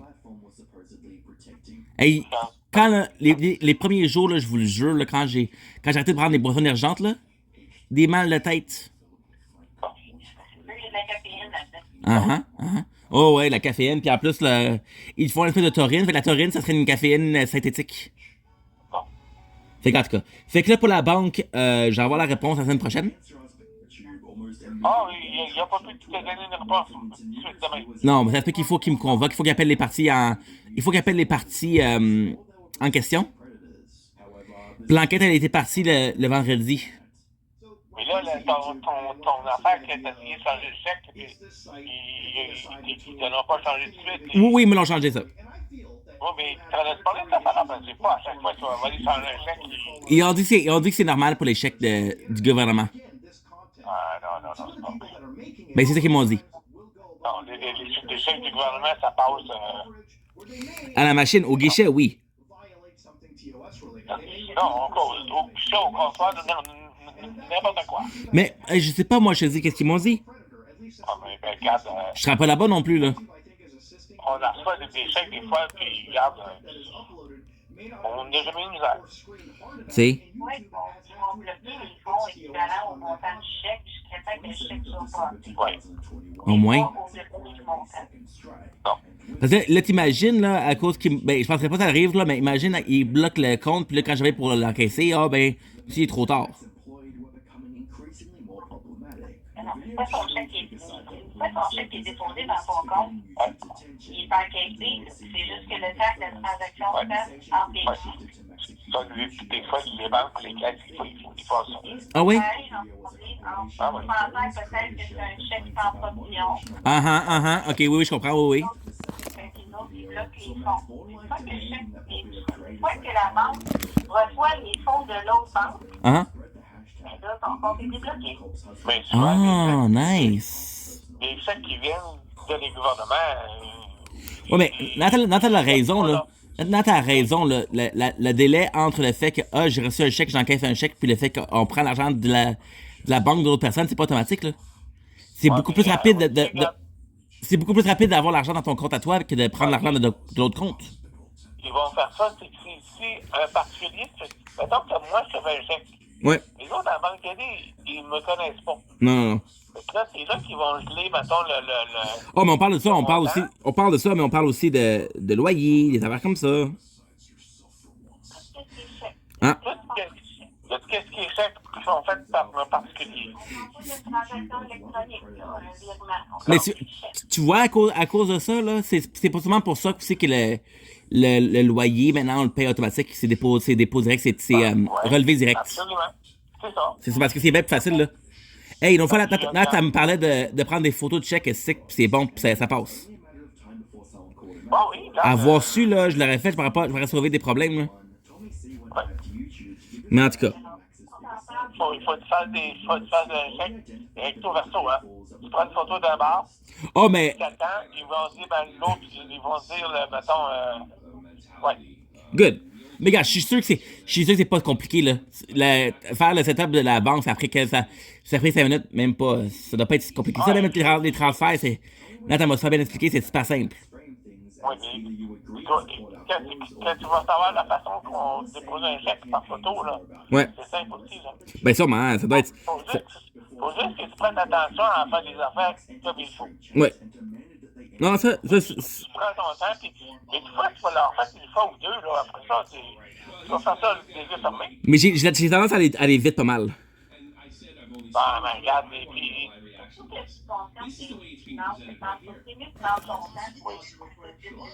Ben oui, c'était que là, j'ai passé 45 minutes en attente à la banque. Les sauvé mon temps, moi? Non.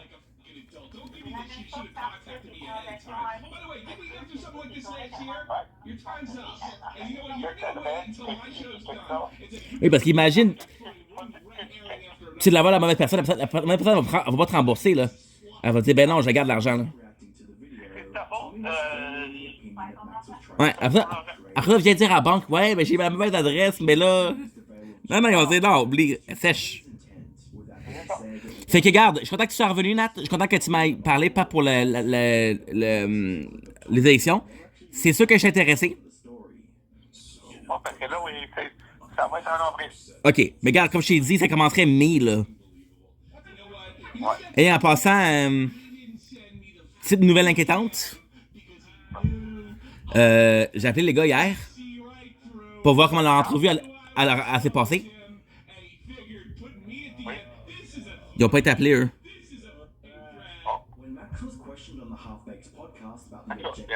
Ils n'ont pas été appelés, eux. Je suis le seul qui a une entrevue. Attends que il y a des choses qui bougent, puis tu verras. Je sais. C'est juste stressant, mais bon. Mais pour le locataire, c'est sûr. Là, j'ai pas reçu d'appel de Bédard encore. Je sais pas si je travaille cette semaine. Je sais pas ce qui se passe. Mais là, ce que je vais faire, c'est que cette semaine, si j'ai pas d'appel, je vais aller voir une autre personne. Je vais me rendre sur place. Parce que la semaine passée, travailler zéro, là, c'est pas le fun, là. Regarde, tu vas faire ça là-dessus, garde, passez une belle soirée. Merci pour tout, puis garde, prenez soin de vous. Ouais, c'est bon, excellent, c'est bon. Bye. Oh, Nat,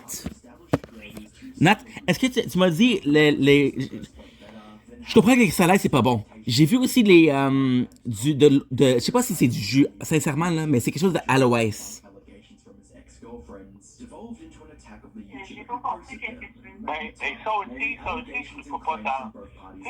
Tu peux l'apprendre une fois, mais ça prend pas. Mais tu sais de quoi je parle au Dollarama, là? Non, mais je sais exactement. C'est sucré, c'est trop sucré, ça aussi? Ça aussi, faut que tu en prennes un peu, après ça, tu prends un break. Ok. Après ça, tu en prends pendant un couple de jours, après ça, tu changes de... C'est ça. Ok. Tout le temps, la même affaire, c'est pas bon. Parce que c'est vrai qu'est-ce que vous avez dit, c'est des intox, là. Ah oui? Tu y penses pas, hein? Tu penses pas que tu t'accrois à des affaires comme ça, mais finalement, tu te rends compte que, oh shit, t'es sick. Il me la faut. Mais en tout cas, je vous laisse là-dessus, passez une belle soirée. Ciao. Max goes on to state that the evidence on Magnetar is insufficient to build a case, despite claiming he's had hundreds of victims. But I've not made a video on him, despite wanting to all these years, because I do not want to release him, and I feel this is not enough evidence to build an entire case against him. So I have not and will not until we have more proof. We know that he has multiple victims spanning the past 8 years, and if anyone wants to come forward, email me with the subject line, Anthony Field. Accusing people of being predators wasn't always something Max did directly, as seen in his response to Tommy C. During his documentary titled This Is What Happened to a Child on TikTok, Max took out some of the video's runtime to gloat about the success of Picaside YouTube and to blame Tommy C for going against them. From the very DNA I designed the Picaside campaign, we impelled the mobs to howl our message into the high heavens, some with a bit more salt than others. While showing out-of-context clips of Tommy that made him look crazy, Max sprinkled in over 15 QR codes that contained messages meant to put down his opposition and imply they were a predator. These accusations wouldn't go unnoticed by Max's community, as both Tommy and Magnetar received ample harassment from them over the years. The power was already clouding Max's judgment, and if he deemed him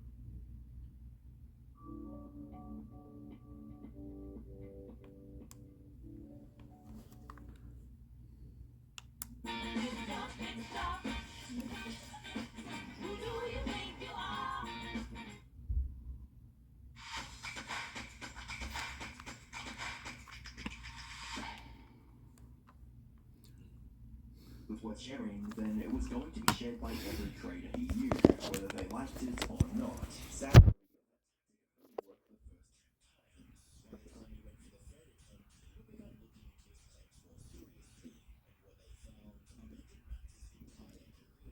Mais Tommy a gagné. 2023, following a 4-month hiatus, to God Cult. Hope you guys are doing well. Having a wonderful day on this 21st March. Mysteriously disappeared, lured by the illusion of joining a supernatural family Hey, of vampire.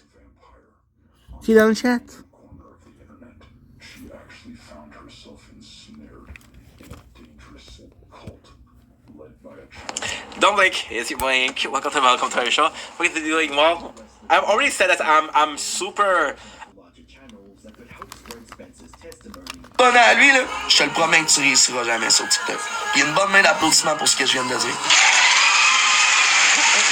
pick up the story based on the statements of a single individual, by now, viewers had begun to connect the dots, and the comment section was flooded with aggressive criticism towards Max. In a bid to turn the public opinion in his favor, Max disabled the comment section and directed viewers to a live stream on Don't blink. It's your boy. further elaborate on the case. Gang, je veux le voir monter 4 000, gros, je décrocherai pas tant que j'allais répondre. He convinced all of us that we were vampires, werewolves, hybrids, celestials, and all this shit. Like, and then he would sit there and claim that Whoa. he knew God, and then there was one point in the cult where God was dead and he was the new God. Message. Long and mostly featured The fuck? account of a time in the alleged web. Then he and others can talk about the nightmarish realities that millions of children are enduring every day. Last week, I released a charity video in collaboration with the survivors of a destructive cult that has victimized hundreds of minors. Despite its significance, it turned out to be the worst performing video on my channel. The black and white thinking from previous campaigns was on full display as Max berated the online community for not joining him on another crusade Good idea. of internet chaos. I had hoped that censors, especially those who've interacted with my content before, would step up. Even if it was part of a more lighthearted stream, like a Halloween special. Unfortunately, it seems that self-preservation outweighs child welfare for most influencers. Max was fixating on metrics and negative feedback instead of trying to handle the case properly, or at the very least, explaining it coherently. To many, it seemed like this case wasn't about the victims of and instead was about Max getting the recognition and praise he thought he deserved. This line of thinking was further supported by Max's next upload, titled "This is the greatest cancellation of all time" at Penguin Zero, now retitled "Reacting to the reactions of SS Sniper Wolf's actions." The video was another desperate grab at attention, but this time Max implied that the issues he discussed were far more important than what anyone else had to say, and therefore other creators were obligated to talk about it, especially Charlie. Max had reached out to Charlie concerning the case before and wasn't going to stop until he got a reply. Charlie, you are a voice heard by millions. We reached out hoping for a private response at the very least. Your platform has the power to drive significant change, yet many voices remain unheard amid the digital clamor. You've built a platform that resonates with a vast audience, a platform that has the incredible potential not just to entertain, but to empower. Your voice can reach corners of the internet that many of us cannot, making you not just an influencer, but a potential catalyst for much needed awareness and action. There were many things Max could have done to get the word out, but trying to guilt others into doing it for him was the worst way possible to handle it, something that he would immensely regret in the coming months. To offset the criticism and explain his actions, Max went on a now-deleted stream titled "Fight Me" to discuss the points being made against him. However, that didn't work well for them, as Max and Spencer were mostly condescending towards the critics while putting their message on an untouchable pedestal, a stance that only alienated people they were trying to convince. And just overall, it's one of the strangest, weirdest videos, and kind of guilt-tripping people into doing the same type of content he's making, when most of us, and actually, I'm not trying to guilt trip y'all. I am telling y'all the truth, the objective truth.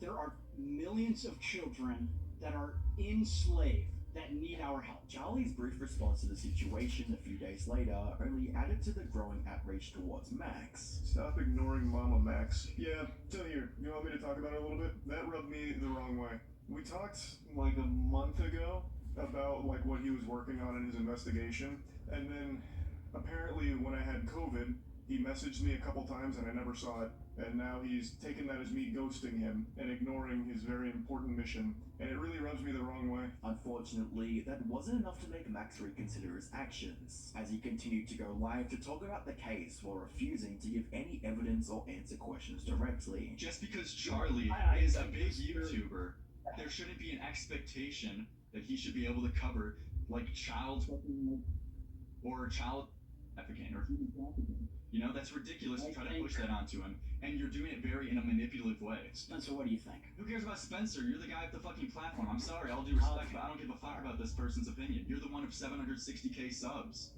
What the fuck?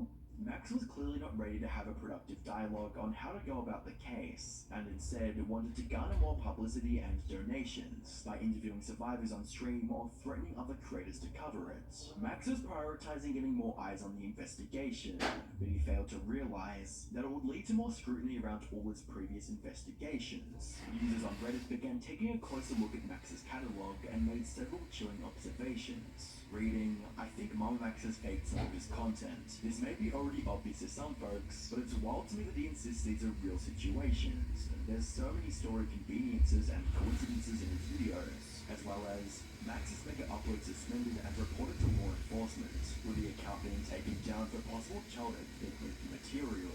From uncovering inconsistencies in his previous uploads to finding objectionable content in his mega folders, users were poking noticeable holes in Max's facade as a predator hunter. However, it was Max who truly tore down his reputation. On the 5th of January 2024, Max started what would now be known as the worst and longest live stream of his career. For 2-hour stream, Max interviews 2 new survivors while deflecting critical questions from viewers about what he was doing. Keg says, Keg keeps donating. Why are you supporting this if you disagree with it? He said, clearly more interested in virtue signaling and moral support than fixing peds. I'm Audi, Camden is nothing, small fry, way bigger systems out there. That's very disrespectful. And he is part of the system just as you are, just as we all are. When the viewers weren't able to get through to Max, his close friends and fellow creators called in to talk some sense into him. But sadly, that didn't work either. There's a way to present it, there's a way to handle this before you get to that point, right? And that's what we need to be focusing on. That's like where everything needs to be said about it, is where I'm at. And that's all I really can say about the situation. Okay, so I would have really appreciated this like 2 months ago when we first reached out. I reached out to you and multiple other creators asking for help, and none of you were responsive. I understand y'all are busy doing your own things, but this is the first time I've ever handled a case of this complexity and magnitude, and that is why I was asking for help. If you go to police and they say, okay, yay, we're going to go get him or whatever, I don't know, live in a dreamland, whatever you want to feel, are you going to court after that? I'm unsure about the entire process. I think that's the job of the district attorney, but the survivors would likely appear as witnesses. Okay. What bothers me is your answer right there. You've been doing this for 5 years and you don't know how the process goes? To cover his blunder, Max immediately made the stream private and threatened to flag channels that re-uploaded it. With a tweet from Lyrics reading, Mama Max just threatened to flag my channel. Shortly after our debate last night, he DMs me at 2 AM, asking to censor/take down my stream. Dude, Est-ce que tu sais combien je t'aime? peux-tu pas mettre une musique, s'il te plaît? Comme ça. Monsieur Cholet, c'est les 800 meilleures propriétés au Québec. Ça, c'est 800 expériences uniques. Peu importe ce que tu aimes faire au chalet. Tu veux pratiquer ta branche ou pêcher en toute tranquillité pour une expérience unique en nature. Monsieur Cholet! Tu peux me dire pourquoi tu avais un couteau dans la poche? Moi, je trouve pas de la possibilité qu'un meurtre ait été commis. Je crois qu'on en a un autre. Génial. Ouais.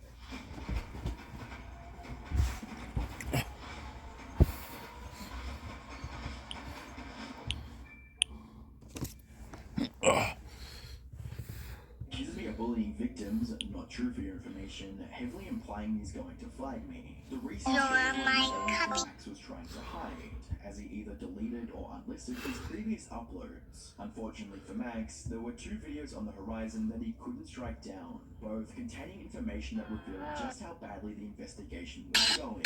From the 17th Guys only want one. Guys only want one Nicholas thing. Florio and Mudaha from Some Ordinary Gamers. Journey's gotta start with a step. So go on out there and give it your best. I'm taking a chance. T'as pas à te justifier, t'as rien dit de mal, t'as rien fait de mal, Florence. Arrête de te tracasser avec ça, là. Laisse faire ça.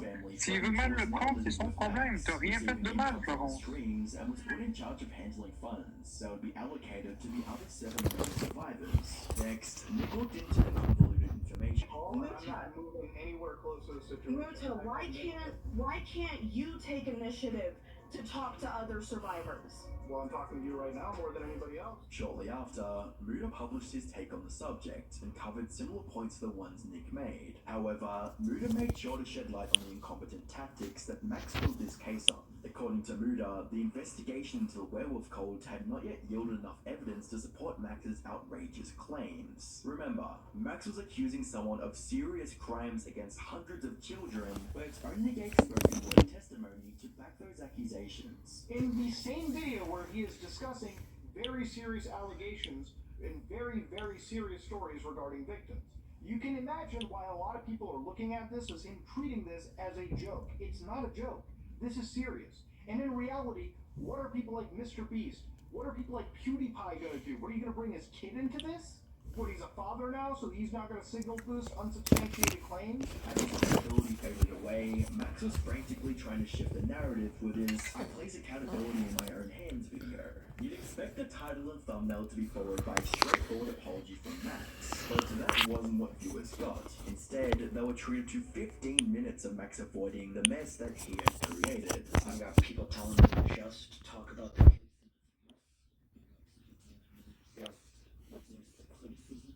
I've got people telling me just apologize.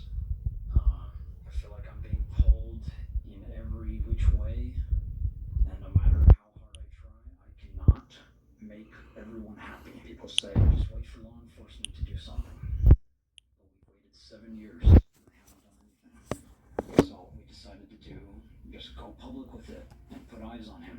And people wanted evidence, so we've been inviting people to our little server where we have the evidence. But then people don't want to listen to the survivors when they're in there and just look at the evidence and conclude it's nothing.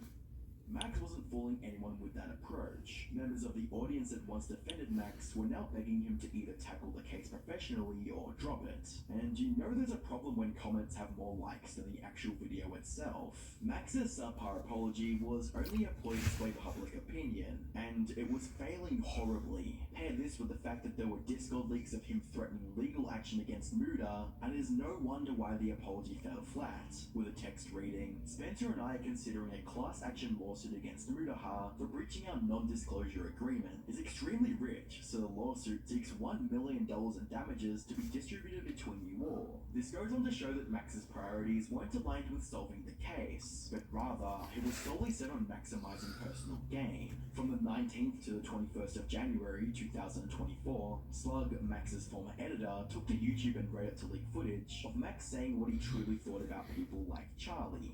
I could literally cancel you, Charlie. I could literally cancel you. And I choose not to. It's true though. It's the truth. Like, I'm the friggin' Bill Hunter. Like, watching Max say things like this would lead anyone to the conclusion that he had lost his grip on reality, and assumed his status as quote gave him the power to cancel other creators, something that would only become more apparent. Around the time the leak from Slug went live, news broke that an anonymous Discord user had infiltrated Max's private investigation server, leaking all the evidence he was saving for the legal case. Apparently, they were able to enter the server by pretending to be a survivor, and were given full access after signing an NDA. I know you are dealing with a lot of harassment and going through a lot of stuff. Is it possible you could invite me to the Discord server where the other victims are? I want to share my story in a place where I can feel safe and not be doxxed or harassed. Yes, we can invite you. Thank you. Again, you've done so much for the victims. I'm blessed to have met you and I hope Camden can finally face justice.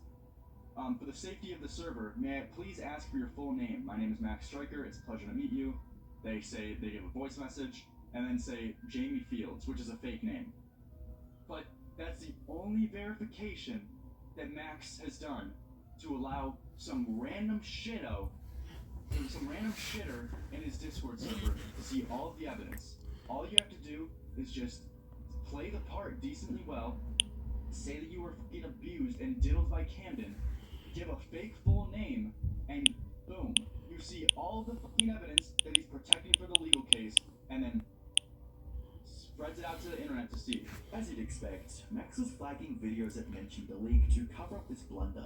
Mama Max, in his evidence-like Discord server, is now, flagging and telling his whole, server, which granted, his server is probably, only, 20 people, 30 people max, but, he's now enforcing this whole server to go report and flag it seems like my VOD, it seems like, Mr. Sen's VOD. Anyone who's talking about the leaks, he's now reporting, or flagging, and, outright calling for that. It seems like this guy spends more time doing this shit than actually trying to catch Camden on his case. There was no way Max could feasibly hide this fiasco, as more and more of his secrets were going public with each pass.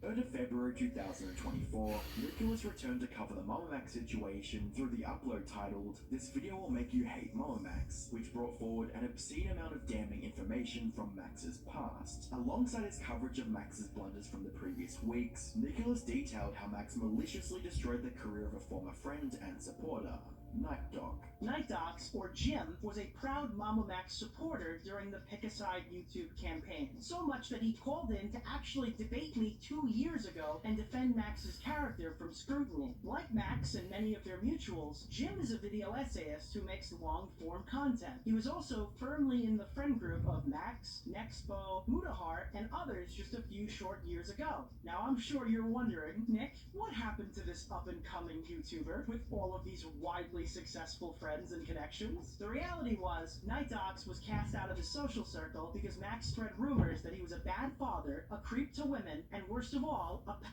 It seems Max didn't limit the Predator accusations to just his enemies, but also his friends. You might be wondering why Max never made these accusations public given his previous job title. Well, it was because he didn't have any evidence to back it up besides his testimony. So regarding Jim, there were two specific stories that Max really harped on when it came to Night Dogs, at least whenever we had our little, I guess, falling out. So Max was convinced that Jim was this creep, and he backed up this claim with firstly a story about an inappropriate conversation that he claimed Jim had with a minor. As it turned out, this person was not a minor at all. They had told Jim their age at one point, which I believe was like 25 or so. I'm not entirely sure, but that's that whole story that Max always preferred to back whenever he would call Jim a predator. There was another story that led to more of Max believing Jim to be, I guess, a creep, and it involved one trip to a restaurant that he we're back. Don't Jim make it had way back when Max was living with Jim. Well, the Apparently Jim was, 22nd, making moves 2025. on a waitress, Got some great news. You can continuously see. hitting on her, You can see a lot and of just wouldn't clinical stop, here, which is and it made this, I looked it up because I situation didn't have clinical just, for a they year. were I'm like, about holy to shit, be is going tense on? and awkward. Basically, every single That's a good time thing. that I was with Once again, you Max guys are during not the doing time diet that or I guess eliminating falling junk out, food. I guess It's a you really could good call thing. it. Max So we would have the weather perpetuate here, this which is not super nice. narrative that This is Jim the was sunset, this by the way.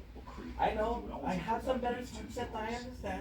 and I guess I But just if you never look really really got into In careful, regards to Jim or Night Dogs, See that there there's were two allegations. rain. Yeah, One of there's them rain. which You can see it. had come Very from thin. Max, Very thin. allegedly, in amongst a friend Holy group, about shit. him not being necessarily the best No, and- dad. There were two key things. One of them was him being asleep most days, Anyway. and then the other was that Max would have You to know what's step even in more and beautiful? feed his Go to the children, TikTok cereal, live or about whatever to else eat was in the some house. This beef. is something that I heard again, So, not yeah. from Max, but through our internal friend group. And while this one definitely raised some questions about, okay, gotta be attentive if you're the dad, it wasn't necessarily the most serious thing. However, what was more serious was the allegation where he had allegedly started unzipping himself in front of a minor, exposing himself over a Discord video call. Now, I actually confronted Jim about this one specifically because I wasn't exactly, I need to know the bottom of this truth, or I need to understand or at least get his side, because obviously I met the person in reality. Me and my wife confronted him, and in this situation, Jim obviously categorically denied that he had done anything, but I didn't have any evidence for or against Jim, and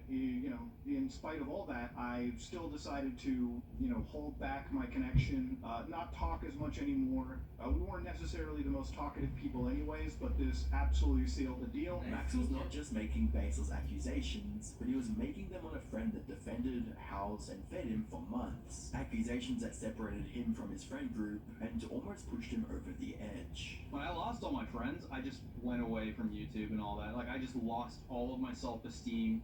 I just felt like I was irredeemable. There was something wrong with me that nobody would ever want to be around me, and I had no idea what it was that I did, but I was like, I'm obviously just a piece of shit. So you'd say this impacted your career, I guess? Absolutely, it impacted my career. I completely fell off. I ended up hospitalized. I genuinely ended up hospitalized. I came within hours of doing something very permanent and very stupid. It was the last straw. To add a cherry on top, Nicholas included the full Discord call he and Muda had with Max, which really allows you to see how deviously Max used his past credibility and platform to justify his unethical behavior. The call started normally, with Muda and Nicholas trying to get to the bottom of the Camden case. However, once they inquired on why evidence hadn't been shared with other creators, Max said, Yes, so Cause I'm a mess this when kind of I'm position alone. in this genre. So the purpose of the NDA is to protect the survivors. That is why the NDA protects their anonymity and for them to be able to give the approval of what they want to share. But we do want to let people in and see what is Racial what is slur. occurring here. It's just my priority has been to protect the survivors. Two, let's go, that's perfect. Do you understand? Say Charlie looks at everything, hypothetical, right? Charlie can't then go, guys, there's a predator on the loose. I saw it on Discord. That wouldn't be sufficient for his audience. She got a dress on, the one that shows all the things that you can do to me. And I'm taking lesson, I'm not the beg for sex. It's just a side effect we're feeling from the ecstasy. You can So also come on, not doing any young at the night. When the kings and queens of social suicide. Anyone else, they take me out. I trust them. Cause I'm a mess when I'm alone. Review most of the evidence besides Spencer, though. I reviewed the evidence, I just haven't had the context as to what it is pertaining to. Even claiming that other creators have made similar allegations with less evidence. I hope it's clear why I'm so willing to just call him a cult leader and a predator. I feel there's enough here. People have gone by with a lot less. Even Charlie has called people without any hard evidence. Who specifically? Who was it? Was it Sneeko? Bro, I mean, Sneeko was literally defending the shit out of cuties. Let's not pretend. Come on. Alright, well, that's my argument. Like, You know how many clips of him on Kick would exist of him saying minors are, come on, like... It's comparable to Anthony Field with multiple testimonies against him. It's comparable. Basing such a serious case on accusations alone was a recipe for disaster, and Max was too blinded by glory and money to see it. Now, he's lost both things he valued the most. Max's entire career was based on the fact that he was going after the most vile predators on the internet. It was the reason the YouTube community overlooked his power and desperate attempts to signal boost his channel by threatening larger creators, all while giving thousands of dollars each month to fund his supposed one-man assaults on predators. Unfortunately, once Max lost that air of authority, people became less willing to give him a pass for doxing people and relying on testimony as his sole piece of evidence. Ironically, Max got the response from Charlie, but it would cost him his reputation, credibility, and over 50,000 subscribers. Considering the fact that each day brings more and more revelations about who Max truly is, it's safe to say he's had a dramatic fall from grace, but is nowhere near the bottom. Def Noodles has made a lot of mistakes during his online career, but picking a fight with Charlie over some friendly criticism was by far the worst. Greatest crime that I committed was to cause the great moist critical to cringe. I have unfortunately committed the most heinous sin a YouTuber can commit in their career. Combine this with Def Noodles refusing to take accountability Why make yet another video rolling around in your own personal drama and posting it on your channel? That is self-destructive. That is a downward spiral. Your audience doesn't want to keep seeing you do this. I don't want to see you making videos like this because it's just not a good look. It's no wonder why his channel had a 98% decline in viewership that ultimately forced him to delete his entire online presence. Def Noodles, whose real name is Dennis Vitoza, built an audience of subscribers on YouTube by creating videos that blended commentary, comedy, and news reporting. Throughout his time on YouTube, Dennis was obsessed with becoming a stand-up comedian.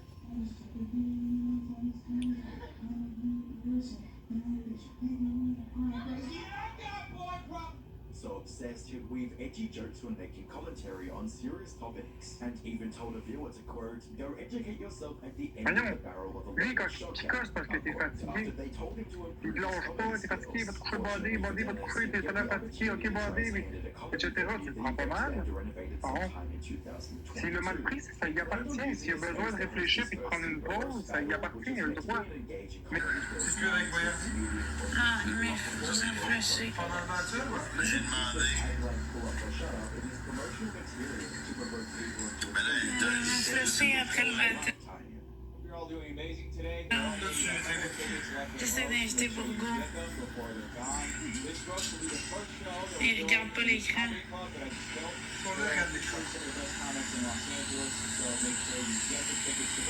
Il a désactivé ses invitations.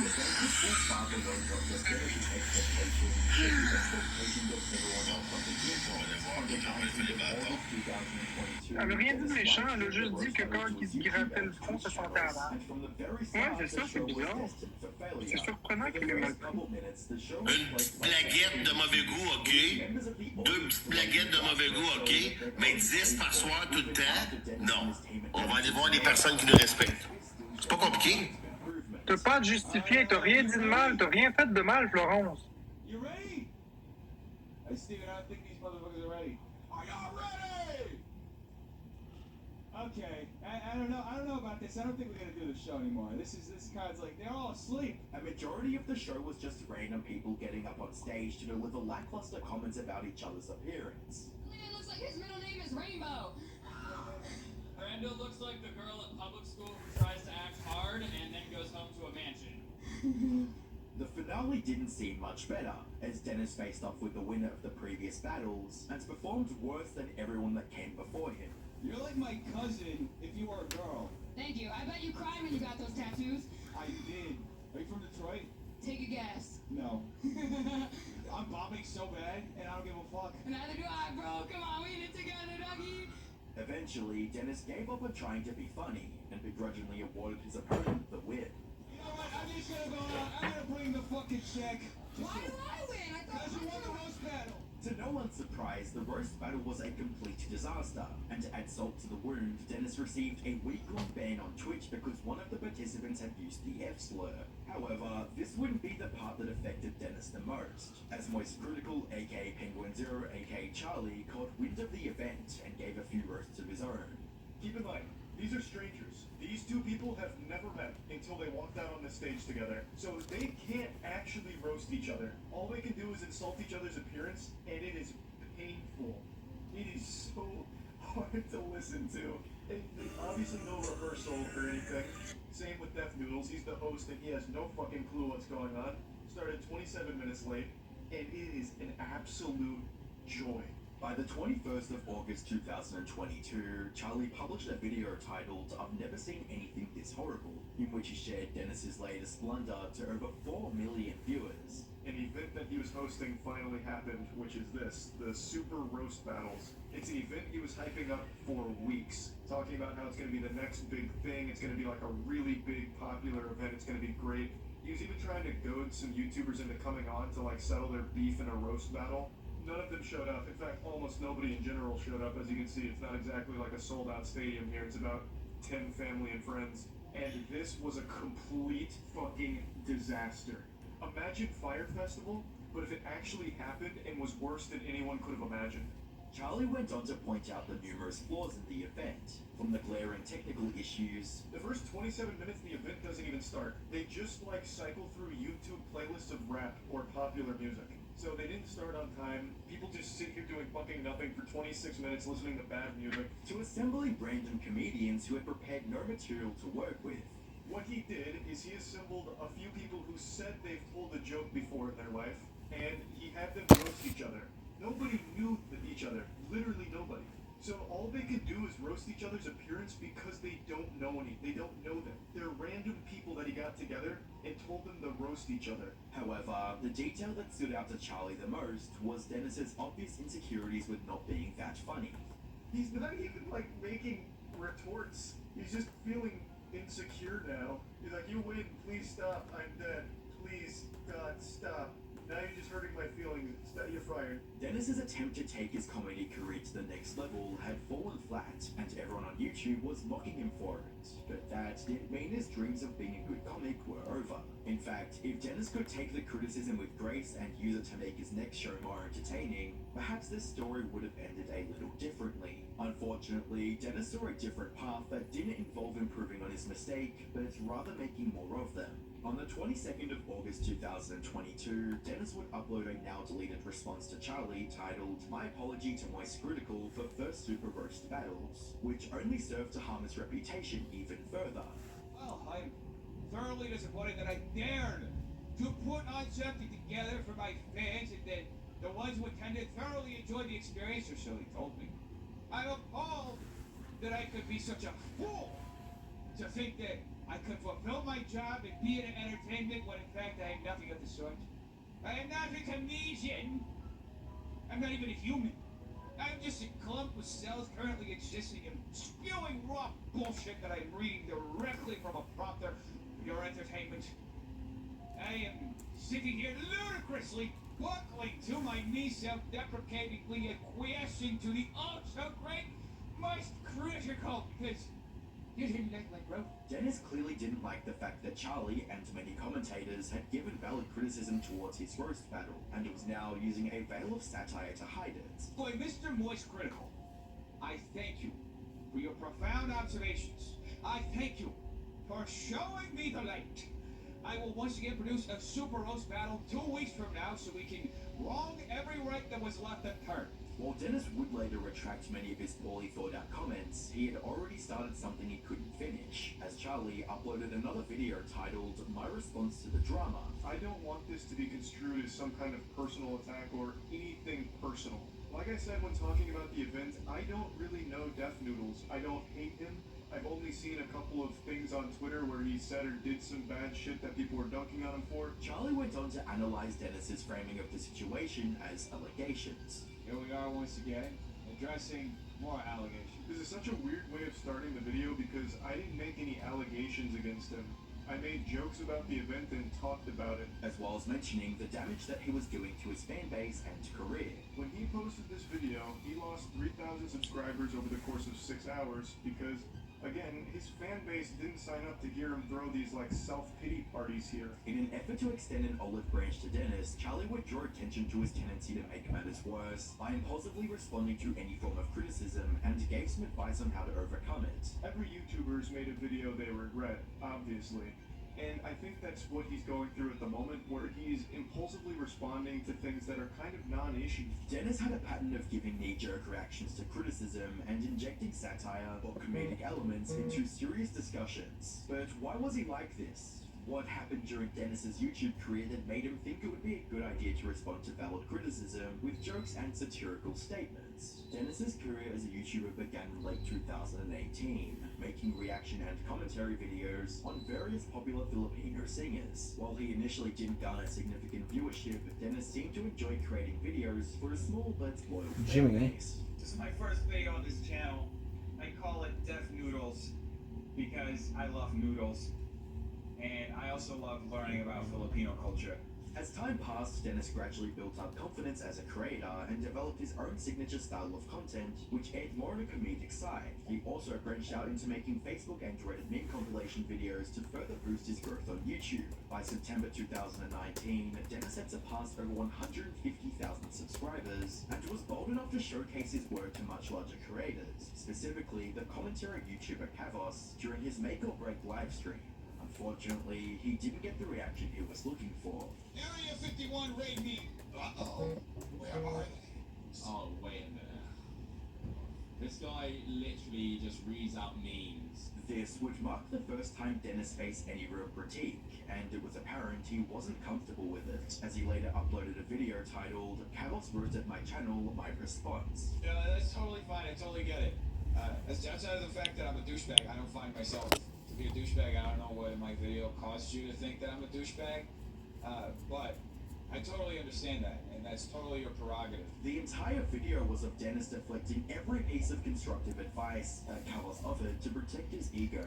Despite how much Kavos' comments had affected him, Dennis would try to brush it off by stating, Thankfully, I'm at a point in my life where I have self-confidence, and I'm not going to place my entire self-worth on someone else's opinion of me. However, a week later, Dennis showed his true feelings on the matter with a now-deleted video titled, Kavos made me want to quit YouTube. In Dennis's mind, there was no room for negative feedback towards anything he created, and anyone giving such feedback could not see the true value of his content. Even now, he was deluding himself into thinking that there was nothing wrong with his videos, and that Kavos was simply being malicious. Dennis failed to understand that criticism was part of being a content creator, and he was about to be taught that lesson the hard way. In response to the criticism from Kavos, Dennis would completely switch up his style of content, from meme reactions to reporting and publishing news stories. The internet is just one big sandcastle that keeps getting destroyed. With Jeffree Star getting exposed for allegedly stealing from a small makeup brand, things getting even worse for David Dobrik, and Vlog Squad member Jeff Wittick making an apology video, which ends up being an attack video of Trish Paytas and the author of the Insider article. Naturally, covering such topics would ultimately result in some form of negative feedback, which was something Dennis simply couldn't stand. To protect his ego, Dennis would include the following disclaimer in his channel's About section.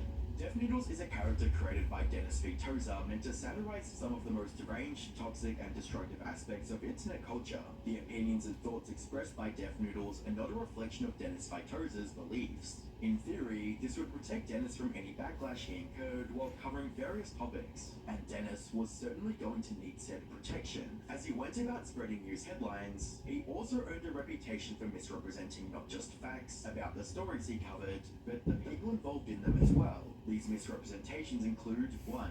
Labeling John Swan as alt-right when covering his drama with Dream. 2. Maliciously framing a clip of Nicholas Diorio as weaponizing his viewers. And 3. Publishing various fake allegations when covering James Charles. Whenever he was rightfully called out for these blunders, Dennis reverted to calling everything satire and that it shouldn't be taken seriously. In essence, Dennis wanted to say anything he wanted about whoever he wanted without any recourse. In addition, Dennis's channel had grown to over 500,000 subscribers, which afforded a certain level of credibility despite his actions. However, it was only a matter of time before Dennis got a taste of his own medicine, when on the 21st of May 2021, Keemstar made a Twitter joke post calling Def Noodles, not Dennis, a PDF file.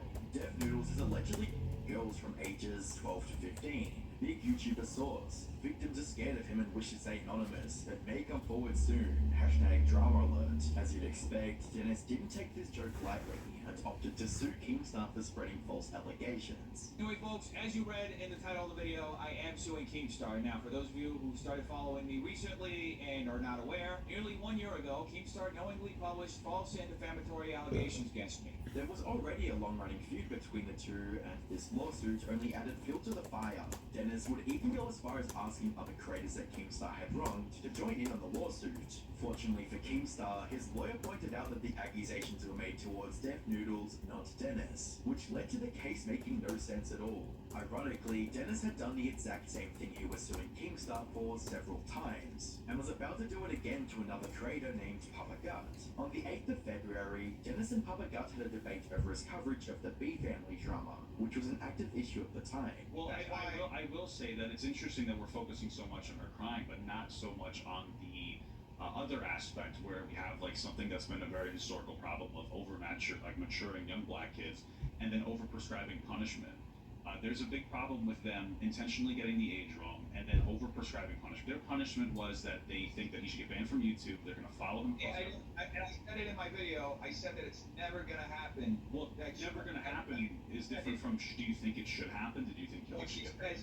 Look, I'm against deplatforming. I've been deplatformed myself on Twitter. I don't think anybody should ever lose their platform for any fucking reason. Things would only become more heated as their debate went on. But your jokes are, if she bleeds, she breathes. If she breathes, I knew it. You just brought those up to try to deplatform me. It's a pathetic move. I'm trying to deplatform you. I'm fucking I literally explained why that was rude, and your perspective is that that joke was appropriate. Incredibly disingenuous line. Everything that you say is so bad faith, and I'm expected to sit here while you yell for 75% of the debate. Dennis would walk away from that debate holding a grudge against Papa Gut, and inevitably making false allegations against him as well. MF got famous on TikTok for joking about effing raw girls, then gets offended someone jokes about him. But you know, he was right. I shouldn't have said that. I should have said instead he makes himself so small in his videos to hide the fact he looks like a PDF file. Within hours, Papa Gut would make a video response to the situation, in a video titled, Def Noodles is a bad person. He retweeted the context. Here's a context. The joke was, if she's old enough to bleed, he's old enough to breed. Thank you very much, Andre Lopez, for the advice, right? Somehow, he looked at this and said, I'm gonna nail Papa Gut on this point. Topics regarding SA were a sensitive spot for Papa Gut, due to his wife being a victim of such, and he sadly broke down into tears on camera. Now, I just go to a situation where I feel like I just have to bare my entire soul, and you're gonna listen to this and you're gonna laugh, and you're gonna think it's funny. But you wanna know what, Dennis? It's not funny. According to Know Your Meme, Dennis would make an apology video regarding the situation, but that wouldn't stop him from making a t-shirt of Papa Gut crying. Yes, he made a t-shirt, okay, of me crying, and this is like the 10th time that he's put this up. I think that he thinks it upsets me. Dennis had proven himself to be very thin-skinned when it came to any form of criticism or call-out. He'd vengefully attack anyone who he thought bruised his ego and labeled his mistakes as jokes. However, what he did during his second roast battle showed how far Dennis was willing to go to sustain his fragile sense of self. Fast forward to the 2nd of September 2022, Dennis is once again hosting a super roast battle, but this time it's with a twist. One of his biggest critics was in attendance. A creator by the name of Salvo Pancakes had taken Dennis's offer to join the roast battle and brought dozens of fans with him.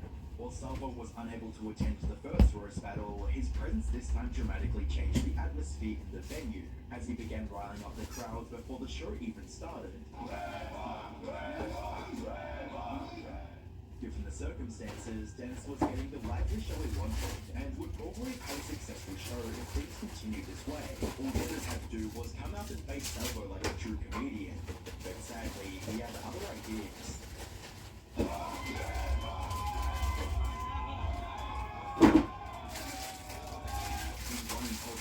Dennis had shown everyone how hypocritical he was. Remember, Dennis had asked creators to come to Get Out in a roast battle, and when they did show up, he shoved them back into the crowd. Dennis didn't care about the roast battle, and instead focused on sustaining his overinflated ego, an ego that Salvo was about to cut down to size with just one comment.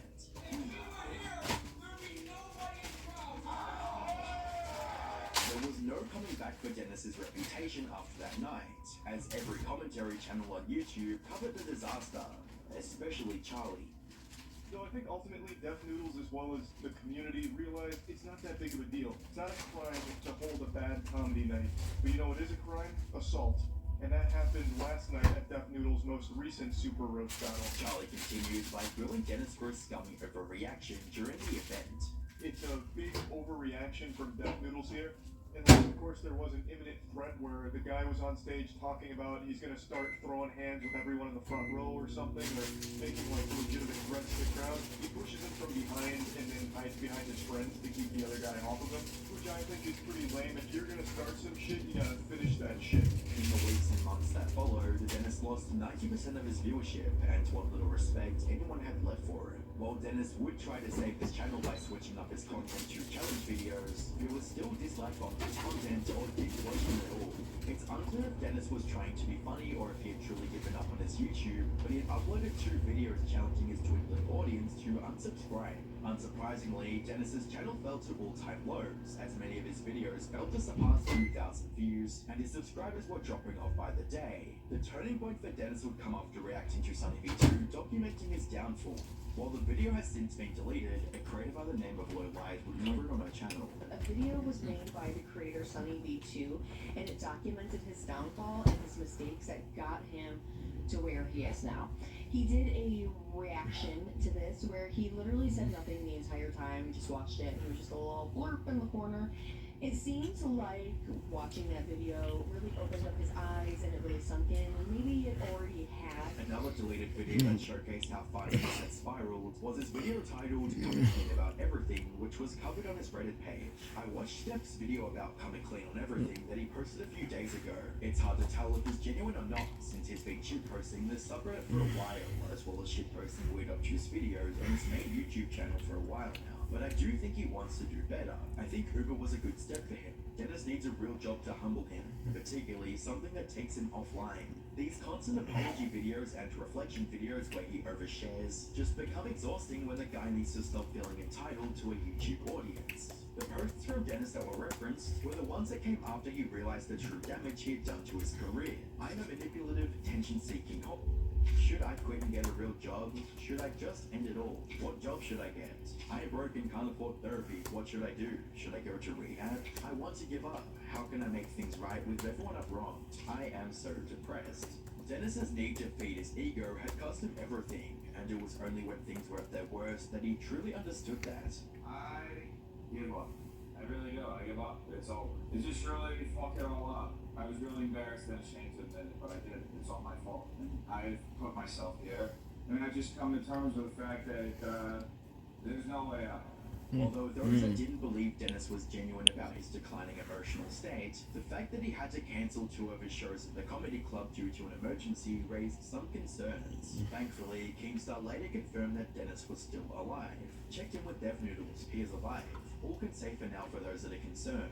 Dennis's obsession with being seen as a funny comedian was what truly led to his downfall. This obsession pushed him to create a comedic persona that poorly reported the news, and eventually started the roast battle that destroyed his reputation as well as his finances. To make matters even worse, Dennis didn't have the mental stability to endure the criticism that comes with being a creator, which became the root cause of many controversies. All these factors slowly eroded the trust and respect Dennis had with his fan base, as many of them decided to leave rather than watch his self-destructive antics. As of May 2024, Dennis has wiped all of his social media platforms of prior posts, and it's unlikely he'll ever be ready to return. However, we can only hope that he sees the error of his ways and takes necessary steps to put his life back together. At the end of the day, he doesn't deserve to have his life ruined over being unfunny and not being able to take criticism. Charlie's conflict with the insane bodybuilder Vegan Gains would go down as one of the most tumultuous controversies in YouTube history. A mentally ill vegan who goes as far as making fun of children with cancer. So blah blah blah. Cancer is an almighty killer and I wish there was a cure for it. I for one will be supporting Team Lewis in the future and hope you guys will too. One day, cancer will be a thing of the past and the memory of Lewis will live on in the cure when it's found. To wishing death upon Charlie. Would literally jizz my pants if I heard a vegan ended the existence of Penguin Zero, or all the way to threatening literal babies. And when I see babies in a stroller, especially when they're crying, I just want to put my foot through the and step on it until it's nothing but blood and pulp on the fucking pavement. Vegan Gains, real name Richard Burgers. Fuck you, Richard Burgers. Controversial and provocative content centered around veganism. Targeting meat eaters and other YouTube bodybuilders, he cultivated a reputation for his aggressive and confrontational style, quickly becoming a divisive figure in the YouTube landscape. By 2015, his notorious antics had garnered disdain from the broader YouTube community, although his following of more radicalized vegans continued to swell amidst the escalating drama. In late 2015, the world would witness some of the first signs of sociopathic symptoms, when Vegan Gains' grandfather would suffer and die from a heart attack right in front of his eyes. For an average person, this would be an extremely traumatizing event, but for Vegan Gains, this was an opportunity to take out his camera.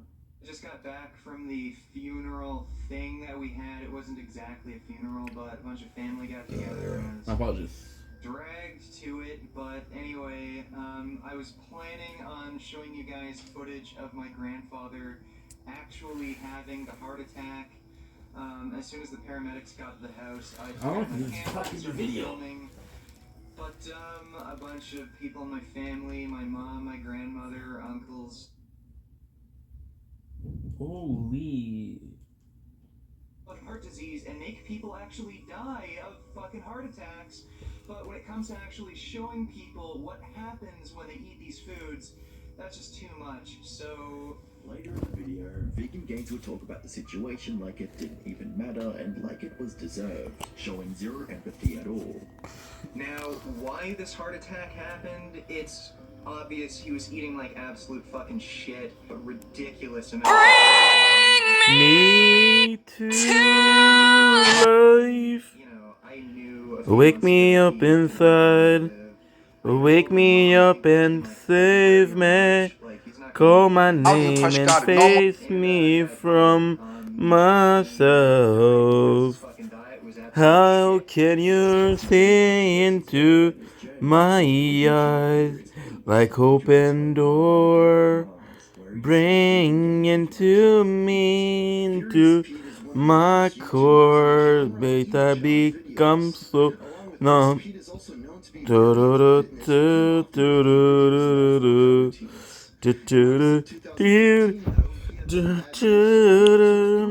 To the fun that there in me is fine. Oh, and mentally. Now this is where Vegan Gains enters the picture. Richard is a Canadian-born man in his 20s that is fully committed to the vegan lifestyle and runs a YouTube channel about it. Because of past altercations with Pete, Vegan Gains decided to make a video about the cancer and let his true feelings out loud and clear. And it seems I was correct because Pete got cancer again. Oh, so sad. And before you all start calling me a sociopath as some sort of attempt to insult me, how about you consider the fact that Furious Pete makes fun of the suffering and death of the animals he eats on a daily basis. So I don't see why I should make a joke about his suffering and death. So who would like a "ha-ha, you're gonna die of cancer" t-shirt? This would just make up of one of the many times that Vegan Gains would actively push out borderline sociopathic opinions and stances online. There are some people that I really do love, and I think they're worth something, but the majority of the human race, I just have absolutely no respect for. So don't get on my bad side, make some vegan gains, and be nice to animals, or I'll kill you. One of the many fitness YouTubers that Vegan Gains would beef with was a creator known as Lex Fitness. Throughout the controversy, Lex Fitness would claim that Vegan Gains was a keyboard warrior and challenged him to confront him in person, which to Lex's surprise, he actually did.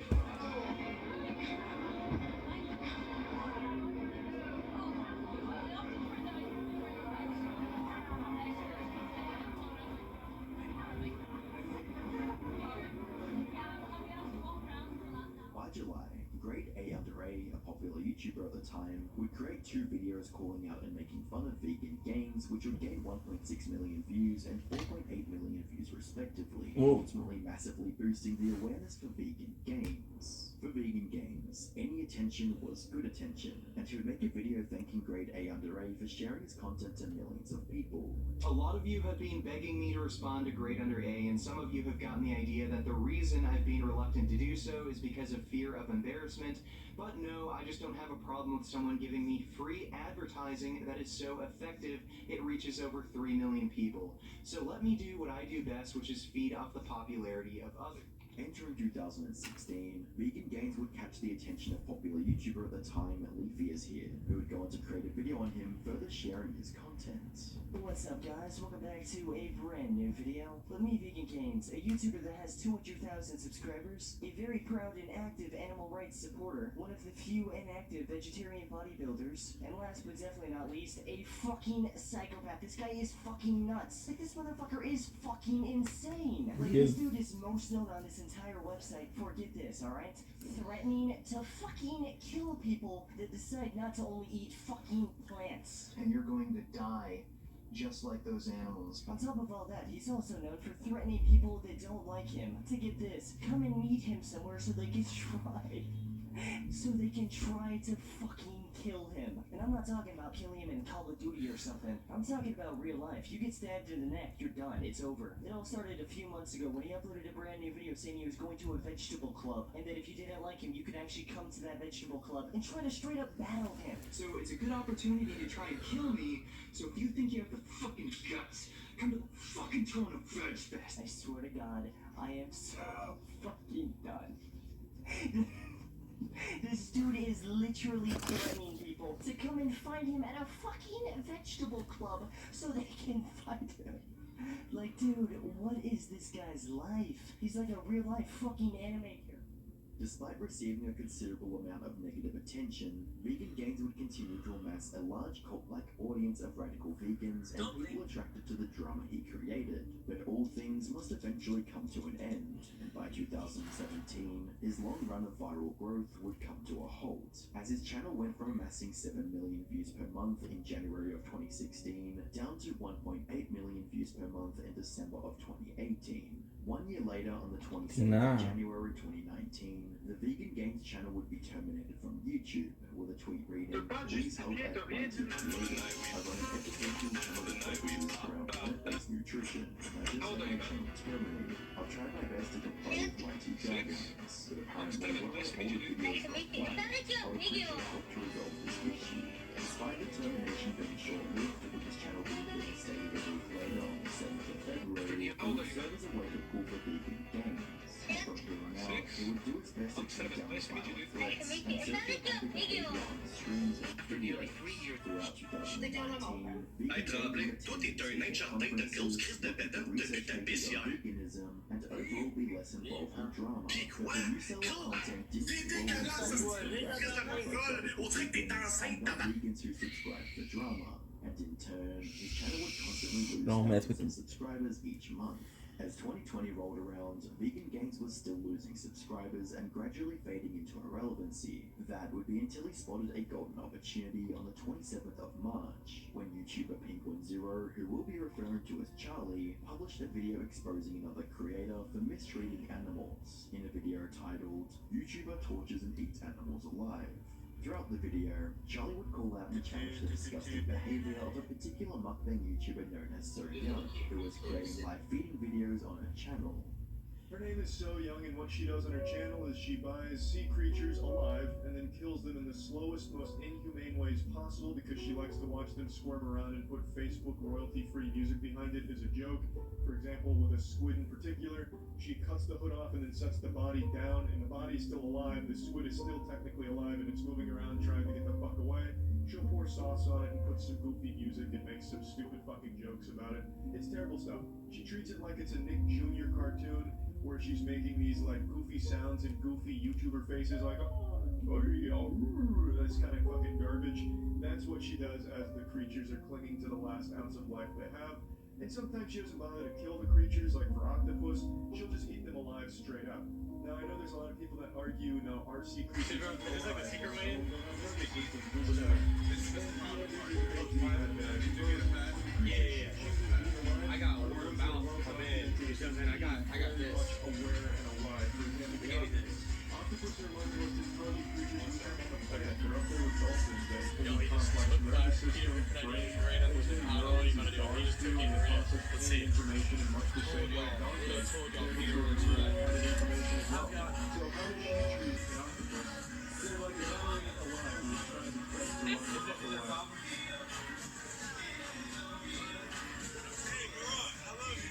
Good? Thanks a lot. Thank you. Yeah. Peter, I just like to see. I completely forgot. Hey, Barry. My boyfriend became the most hated man in Japan. See these trucks? They drive around blasting ads for religions, politicians, idols, and even food. But nobody I know likes them. How are these men's trucks legal in peaceful, calm, and orderly Japan? This country is a land of contradictions. But see, Ben was recruited to do a song for a certain ice cream bar. Terrible mistake, because little did he know this song would end up being used on one of these trucks. And so he became the one terrorizing the streets of Tokyo. Yeah. I heard enough of ya. You're criminals come. You criminals come.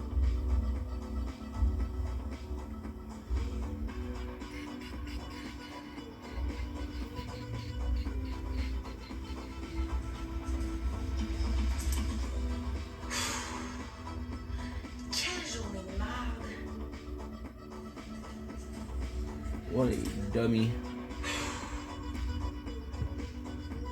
Quitting. Gotta finish this video and then you're good. L'appel d'un regard, l'envoûtement d'une monture parfaite, le magnétisme animal. Oui, l'animal, là, mais moi, ce qui est important pour moi, c'est d'être pris en charge. C'était pris en charge. She's basically just eating a sea hentai dog. It's fucking crazy how this is even allowed and how she has an audience that supports it and defends her in the comment section. She has fucking simps defending her in the comment section. Have some fucking shame. Even if you set aside morals and ethics, the content itself is fucking atrocious. All she does when she's not torturing and eating animals alive is scream. As you know, you have goofy cartoon music blasting behind her. So unless you're 8 years old who finds jingling keys comedic because they're loud, I don't know how you could possibly be entertained by anything she does. It's fucking terrible trash.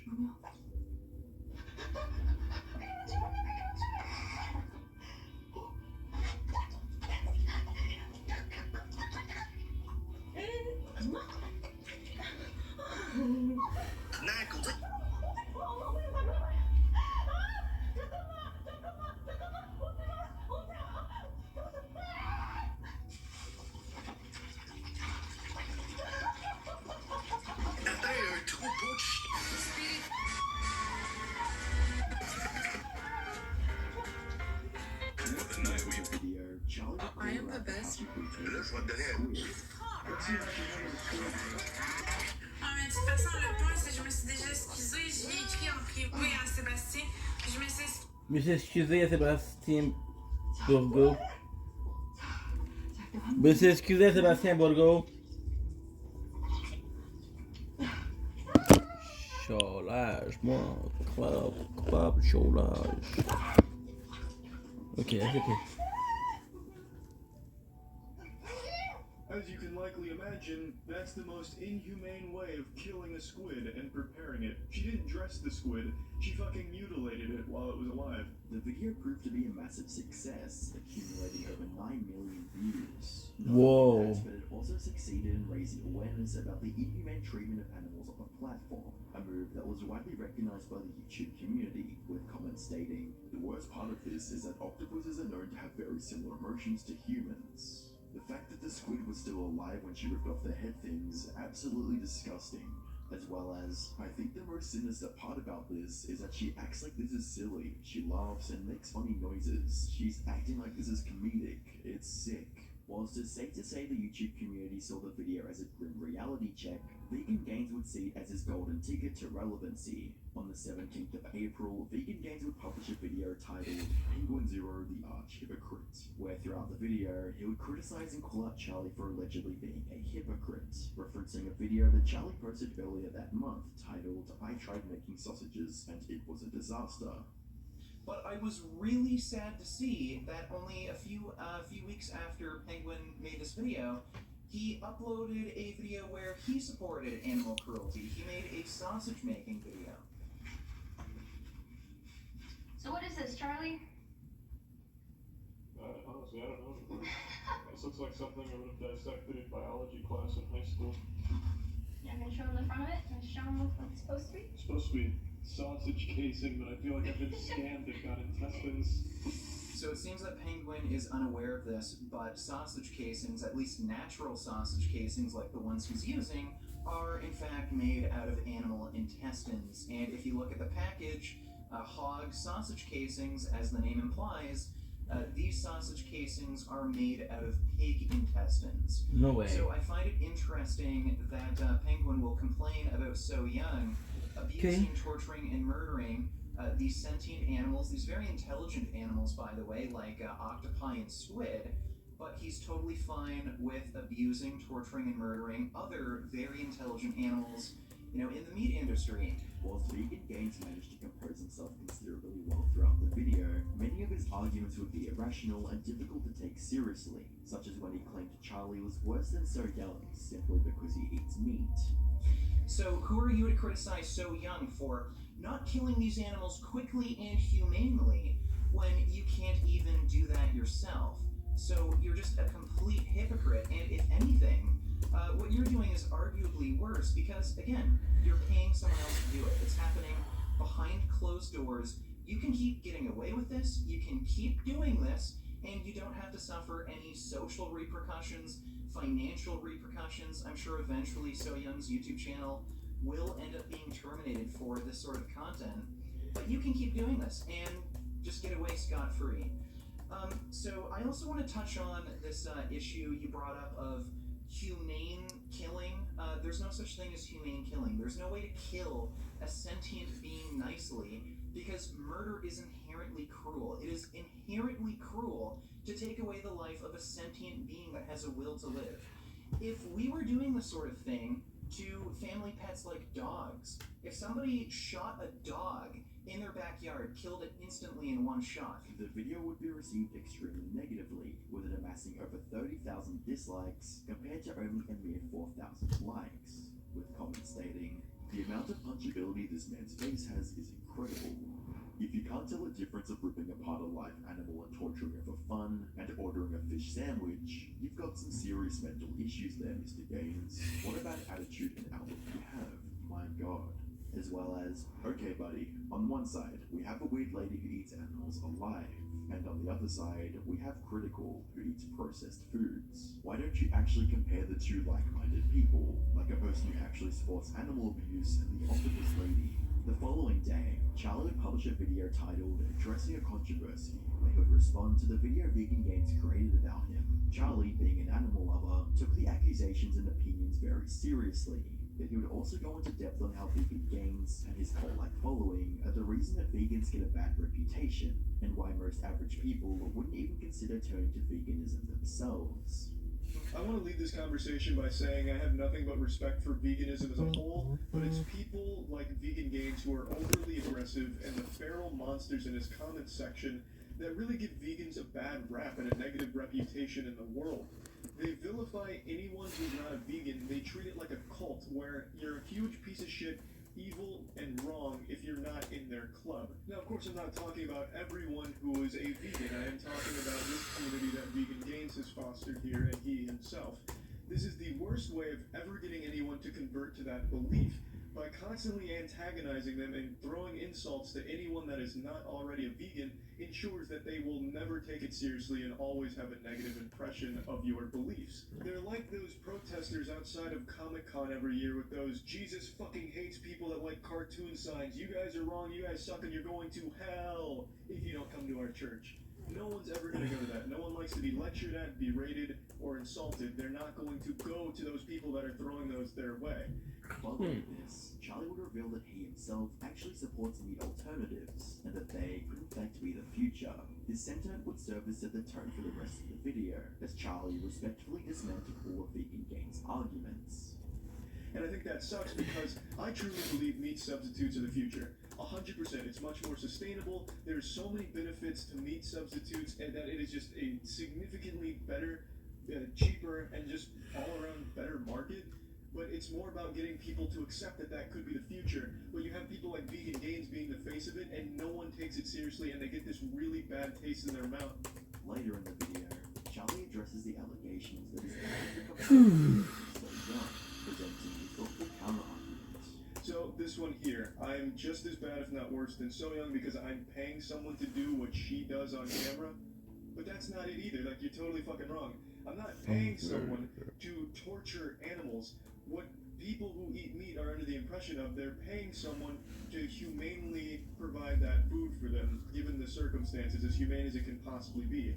If I found out the place I'm getting my meat from has a fucking YouTube channel where they're finger blasting cow carcasses and using chicken corpses as baseball bats, I'll stop buying from it, obviously. No one is paying for these animals to be paraded around on YouTube and tortured, have salt poured on their corpse so they wiggle around and scream. No one's paying for that. So for him to say that I want to go out of my way to slap these meat producers in the face with money because I need that precious meat and don't care how they treat the animals is outright wrong. Subsequently, he confronts the absurd claim that his meat purchases are inhumane and cruel, articulating a well-reasoned response. Humane killing? There's no such thing as humane killing. There's no way to kill a sentient being nicely, because murder is inherently cruel. It is inherently cruel. This is a point I see brought up throughout all of veganism, that no matter how an animal is killed, no matter how humane it's deemed, it is inherently evil and wrong. But I have to ask, then, does that make every animal in the animal kingdom inherently evil? Because the vast majority of animals out there eat other animals to survive, and they don't do it quickly. So does that make every animal in the animal kingdom that eats other animals inherently evil, or is that trait specific to humans alone?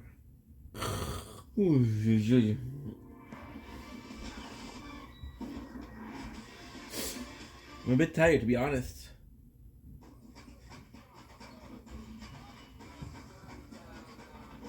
Désolée, parce que je comprends.